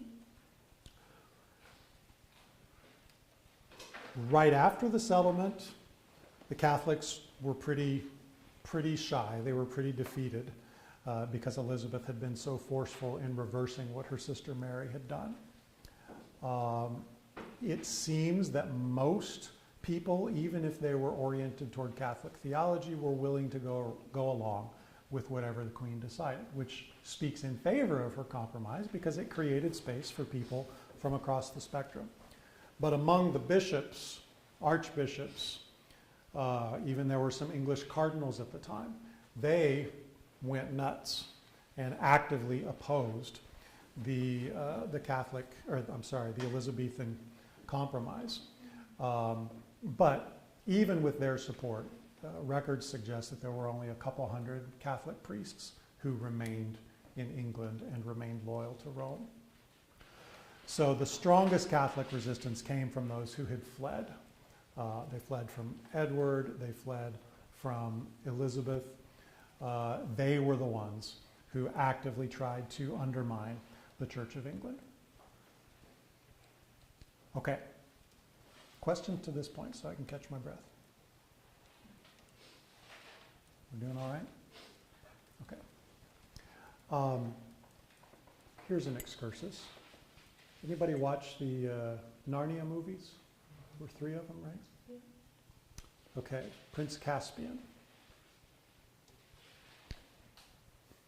If you had to imagine a European country where Prince Caspian and his people were from, what country might it have been? Great, you're right there with me. At this point in English history, there begins centuries of rabid anti-Catholicism in England because there are constantly missionaries from the continent, usually Jesuit priests, coming in, trying to undermine the Church of England, trying to convert people back to Catholicism. There had already been a great political rivalry between England and Spain for a long, long time. There was a famous and tragic battle during Elizabeth's reign where the Spanish Armada got stuck by bad weather and ends up being devastated because England and Spain were always at each other's throats. So, all throughout English literature, if there's a bad guy, they very often look Spanish and they very often look Catholic. So this is another one of those things. I sit down with the family to watch Prince Caspian and I'm like, oh, they're Spaniards. They've even got the pointy beards. They're even wearing the Spanish armor. I mean, come on. Because that's C.S. Lewis was very much a part of that anti-Catholic tradition. And so when he needed villains, he pointed to the Spaniards as the villains. That starts basically right here. I mean, it's more complicated than this point in time, but next time you're reading any English stories from, I mean, really most of English literature, just kind of keep an eye on who the villains are, and you'll probably see elements of this religious controversy in it. Okay, Puritans. There are two phases of dissent in the Puritan world. We all are more familiar with the second phase because that's when they ran away to Massachusetts. The first phase of Puritan dissent was right in the 16th century, right after the Compromise. During that first phase, it was more of a theological issue. It was people within the church trying to work for further Protestant reform and being rebuffed. But it was within the church. It was the scholars trying to work this out, the scholars trying to push. Now, the second phase, the theological wrangling hasn't worked, so the second phase gets to be much more political and eventually more violent. So if you've heard of the English Revolution or Oliver Cromwell, that is a literal Puritan violent revolution where they end up beheading the king. That came out of the Puritan movement because they simply were not willing to tolerate a church that was based in compromise. So when I teach a whole range of church history, when I'm teaching the whole, from Jesus to now, I like to teach that in every phase of church history, there's a pendulum swinging between the concepts of purity and unity. And at every moment of church history, you can identify where people are on that pendulum. You can see this pendulum start swinging even in the New Testament because there's conflict within the New Testament. So, for example, the Apostle Paul struggles repeatedly to proclaim his message of reconciliation between Jews and Gentiles. And the Christians in Jerusalem are having none of it because the Christians in Jerusalem want to have a pure Jewish Christian church. Paul is saying, no, God's doing a new thing. So in that sense, Paul is kind of the liberalizing factor, and he's trying to get the pendulum to swing that way. But in every phase afterward, you can see there will be a really Puritan streak in the church. Augustine would be in that category, kind of taking it to a theological extreme. And then the pendulum will swing back to people who are like, no, that's just creating division. We got to figure out a way to get along. So it just goes back and forth, back and forth. I think I told you last night about a Roger Olson book called The Mosaic of Christian Belief. I don't think he uses the word pendulum, but that's exactly what he's describing. Each chapter is about one of these polarities in church history, and he describes how church history just swings back and forth between those extremes. But the relevant one here is the tension between those who want the church to be pure and those who want the church to be unified. Elizabeth very much wants the church to be unified, maybe for religious reasons, definitely for political reasons. The Puritans want it to be, in their minds, a pure New Testament church. So, actually, I already described this page, so we can kind of move on. Yeah, I did. Nice. Okay, so some of the things that annoyed the Puritans about the Church of England. Remember I told you that in Wittenberg, Luther wanted to keep all of the traditional Catholic vestments, and Karlstadt didn't, and it ended up separating them. Same thing in England. So in the Church of England, the official Church of England, they wanted the worship to look as Catholic as possible. They wanted to follow the same liturgical order as the Catholic Church because they didn't feel that that was the problem. They just felt that the underlying theology was the problem. The Puritans wanted to get rid of it. The Puritans should look like professors. They should look like scholars. They should wear different kinds of gowns. They should wear academic gowns. They shouldn't be wearing different colors depending on the time of the year. Puritans also had great problems with kneeling at the altar for communion because they believed that to kneel before anything that was humanly created was idolatry. I can see where they're coming from. I can definitely see where they're coming from. It seems a little extreme to me. The Puritans also thought that the sermon should be central to liturgy, which we've already seen as a fundamental Protestant interest. So they wanted to de-emphasize the Eucharist and elevate the sermon, just as continental Protestants have done. And most importantly, they did not want bishops to be anywhere near the church, because in their read, Bishops inevitably became corrupt. They inevitably became worldly. They became enticed by the trappings of power and wealth and privilege. So instead, the Puritans wanted all church leaders to just be simple, humble ministers, and to have elders and deacons supporting them in that. So you can see the Genevan structure trying to come in. Okay, so you see the difference between what they're going for. Today we would call it high church versus low church. And the Puritans very much wanted to have more of a low church, a church of humility, a church with minimal fanfare. Yeah. How do you feel for why they went? I can see why they would want to not have the clergy investments like the Catholic Church, but why go to this academic book? Was there something underneath Yeah, that? because the Word of God was considered to be the central source of truth, the central source of authority. So if you're going to say the sermon is the most important thing, the exposition of the Word of God is the most important thing, then you want your pastors to be educated at least in the interpretation of Scripture. Or at least look like they are. Yeah. So the academic gown symbolized that this person is deeply learned in the interpretation of Scripture. Yeah, you're right. It's kind of weird. Why would they dress up like professors? Well, it's for that reason, because they were intended to be the scholarly leaders of the church. Puritans also hated any kind of activity on the Lord's Day. They took the Sabbath very seriously. Of course, for them, the Sabbath was Sunday. But in England at this time, there might be games, there might be festivals on Sunday afternoon, and the Puritans were like, no. Basically, you got to be in church all day on Sundays. That's how it's got to be. They wanted no kind of drinking. They didn't want dancing. They didn't want any frivolous activities like that are just merely entertainment. Everything that you do should be for the glory of God. So these are the people in your church that you're probably annoyed by sometimes because they're constantly wanting to say, no, you're not doing it right. You're not doing it right. I don't know if you have those folks in your church, but that's the basic sense of it. Okay.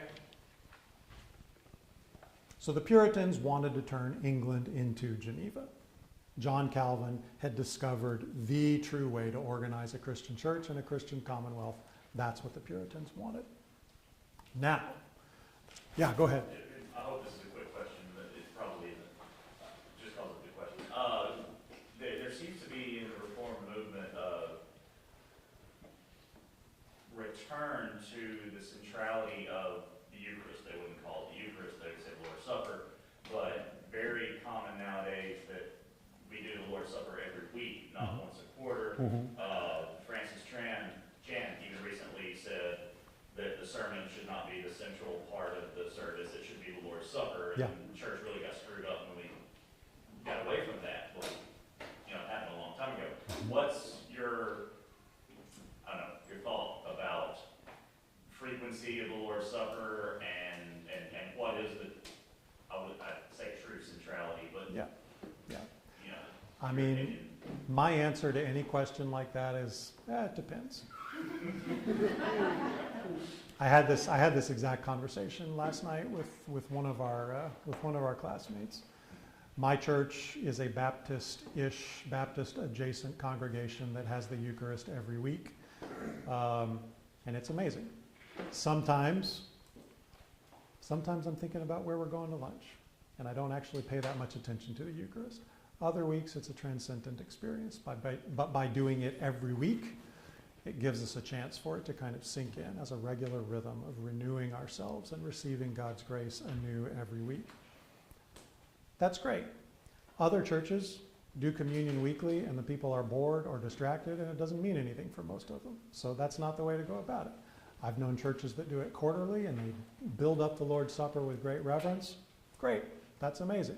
Others, when I grew up, I did it quarterly, maybe because I was a teenager, but I was like, well, this is kind of dumb. I have to go walk up there and kneel in front of this altar thingy, and it just seemed like I didn't get it. That's probably because I was a teenager. I'm sure that that's not the way that my Methodist pastors were teaching it. But I do think, just as an observer of church life, that it's been fascinating in the last generation to see younger people moving back toward ancient practices. I think it's a great move. Now, their children are probably going to be starting the next Willow Creek Church because it just goes back and forth. It goes back and forth. So this generation needs something new. My own son is like, yeah, I'm kind of done with ecclesia. The music's the same all the time. I want to find a liturgical church when I go off to college. I'm like, great. Find a church. Go to church. I'll take it. That's great. Because he's feeling that. His mom and I, like, that's all we knew. You know, you have a few songs and then a really long sermon and then you go to lunch. That's the way we know church. That's what feels right to us. So the way our church does it, it's kind of ancient adjacent. We've got candles. Occasionally there's some incense. There's artwork all over the walls.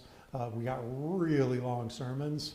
And we have the Eucharist every week. Sometimes the services go an hour and a half because the Eucharist takes forever because people are taking it slowly. People are praying together or hugging one another or receiving counseling in the corner. Like, it's a whole big thing. So I'm surprised that Chan would have said it quite that way, but I think that's what he's saying, because what he's trying to get at is it's not enough to have great sermons. You can have the most scholarly preacher, but if that scholarly preacher is teaching you the Bible, but the message is not getting through in a way that you begin to live more like Jesus, then what value is it? Now, I'm a Bible nerd. I'm perfectly happy to sit and listen to a sermon that exegetes a passage in excruciating detail and leaves me with no idea of how to be a better Christian the next day. I'm totally fine with that because I just geek out on it. But again, I'll bring my wife back into it.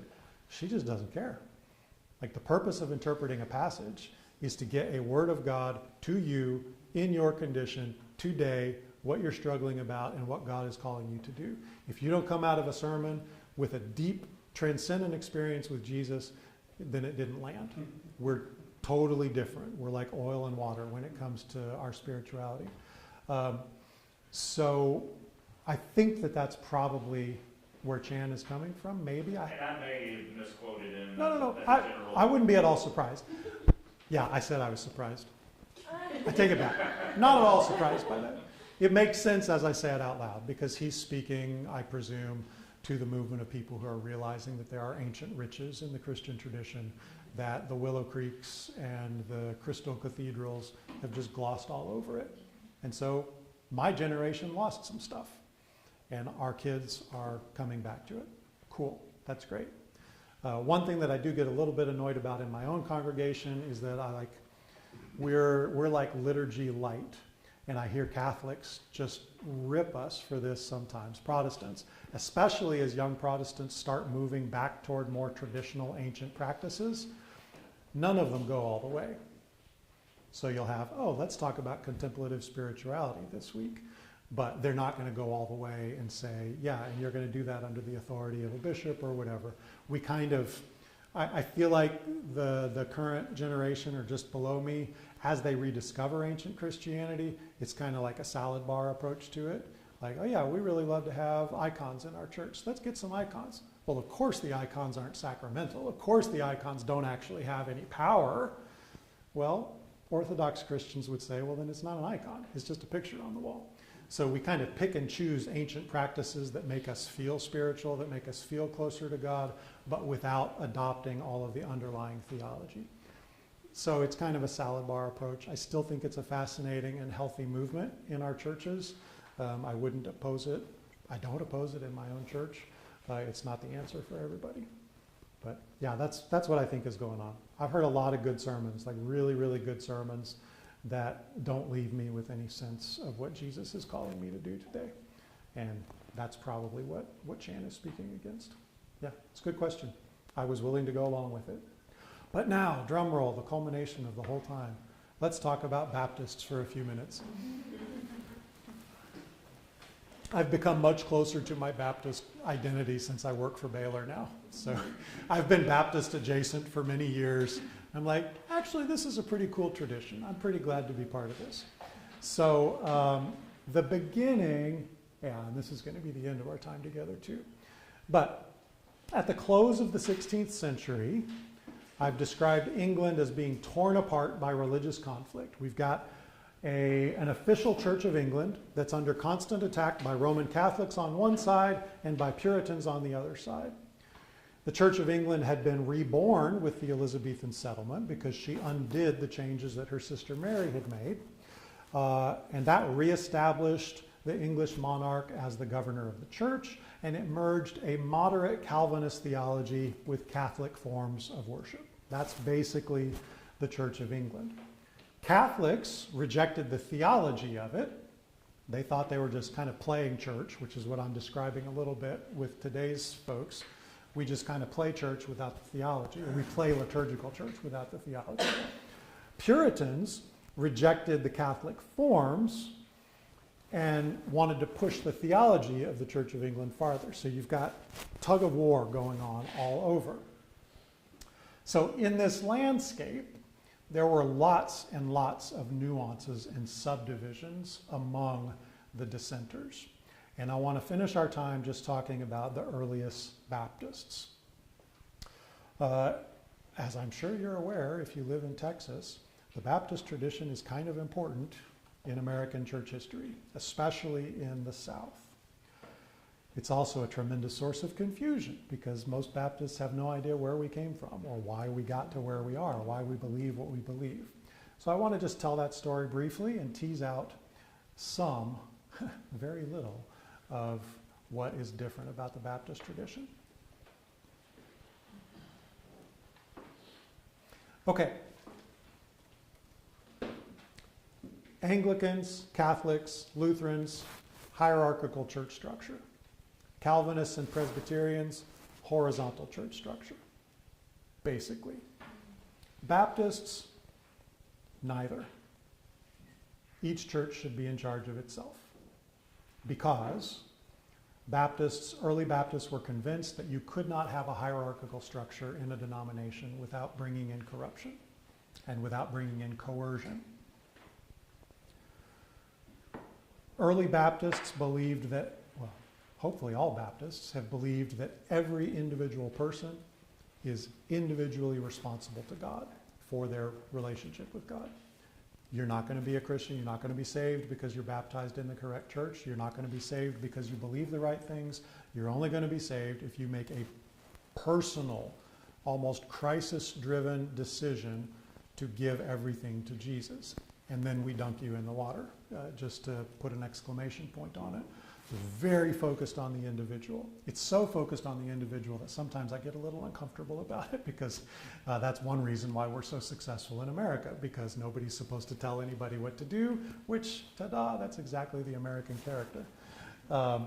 But these Baptist dissenters weren't happy with either kind of governance. So John Smith was prominent among these. He began as an Anglican priest in the 1590s. He ends up saying, no, the English Reformation, this compromise is not going to do it. This isn't real Christianity. So he founds an independent congregation, which by definition is an illegal congregation. He is not yet Baptist at this point, but as soon as he starts the illegal congregation, he's exiled and all of his followers go with him. They move to Amsterdam, where people were generally free to practice their faith however they wanted. His buddy, Thomas Ellis, was a wealthy landowner. He had provided space for this congregation to meet, and he was paying for it. There is a Baptist press. It's not nearly as big as Lifeway, but there's a Baptist press called Smith and Ellis. I think it's based outside of Atlanta, I believe. Anyhow, that press specifically focuses on publishing books about historical Baptist principles, about separation of church and state. It's the voice of independent Christianity. So they publish some good stuff. So it is in Amsterdam that Smith and his followers study Scripture to figure out how to create a church, because they're starting from scratch. So they decide we're going to create a New Testament church. They come into contact with local Mennonites in Amsterdam who convince them that infant baptism is not biblical. And at that point, Smith and his congregation become Baptists. Smith baptizes himself because he doesn't know who else is going to baptize him, which is kind of weird. It's like, cannonball, I'm going to baptize myself. And then he baptizes the rest. And from that point, they are Baptist, at least in the theological sense. So Smith organized that first church. around pastors and deacons, which is still pretty much Baptist structure today, and teaches that every Baptist church should be independent from all others, because very, very much against any kind of coercion. And so the idea was, if we affiliate ourselves with another Baptist church, if we affiliate ourselves with a denomination, at some point, they're going to come tell us to do something we don't want to do. And even if that thing is right, the fact that they're trying to coerce us to do something is non-Christian, and we're not going to submit to it. So there's this almost extreme sense that every believer is independent before God, and that every church has to be independent before God. At this point, my Catholic and Anglican friends just kind of roll their eyes and say, no wonder. No wonder you guys are so screwed up, which I totally get. Baptist governance can be a mess. How many variations or how many different denominations of Baptists though? Almost as many churches. Yeah. Almost as many as there are churches. I mean, even in Texas, like my church is affiliated with the Union Baptist Association, which is the local, the Baptist General Convention of Texas, which is one of 2 conventions in Texas, but we're not affiliated with the other one. We're not really affiliated with the National Southern Baptist Convention. So like the church picks who it's going to be affiliated with. And every denominational structure is designed to be just a cooperative movement. Like we can do more together than apart. But there's never supposed to be any kind of coercion. There's never supposed to be any official statements of faith, which... Bottom up, not top down. Exactly. Yeah, the government of the church is supposed to be bottom up, even to the extent that the congregation rules the pastor, in a sense. Now, it often doesn't work that way, but the way that it's supposed to work is that the church members vote on every major thing. The church members vote on who's going to be the pastor. The church members vote on when it's time to get a new pastor. That's the way that it's designed. And I will admit fully, it has all sorts of practical problems. But this is where it's coming from. And I admire where it's coming from, because they're attempting to get away from all of the conflict and coercion and corruption that they saw around them. Now, maybe there's corruption in Baptist churches. I don't know. I've never seen any myself, but who knows? Maybe there is. I'm kidding. In any case, let me see how I'm going to bring this home, because it's 2 o'clock.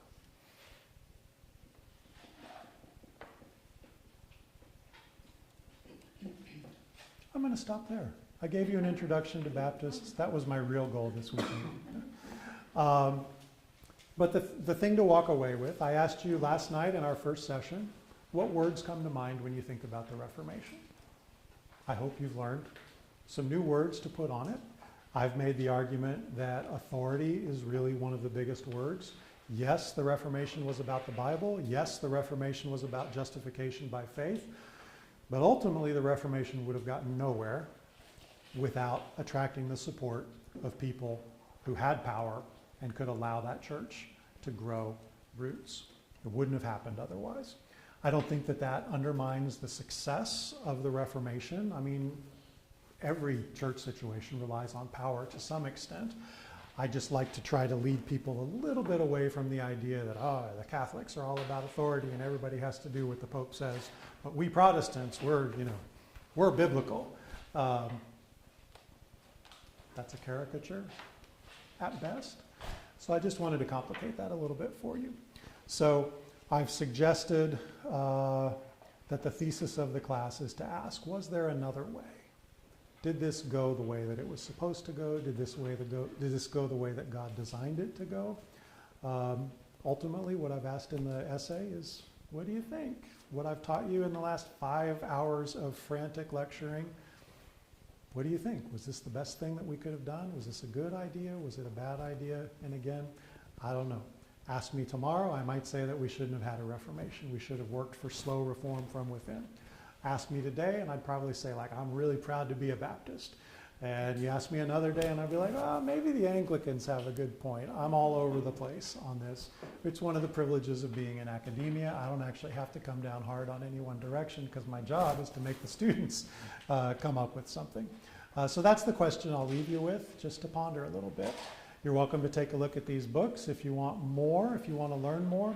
Somebody asked during the break if they want an accessible survey of all church history. You could pick up The Story of Christianity by Justo Gonzalez. It's a two-volume collection that is very accessible, very easy to read.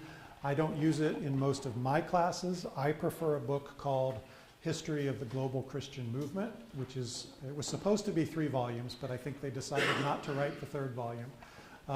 But that book is more of a social and cultural history of Christianity, so naturally I tend to prefer that, but both of them are outstanding. So Justo Gonzalez and the World Christian Movement was written by a professor named Scott Sundquist, who's now the president at Gordon Conwell Seminary. And gosh, I could give you, I really want to take everybody to my office and show you all the books on my shelf, because I love all of them, and that's just the way I'm wired. But all of these I would highly recommend, and you made it. Thank you for your attention and for your participation.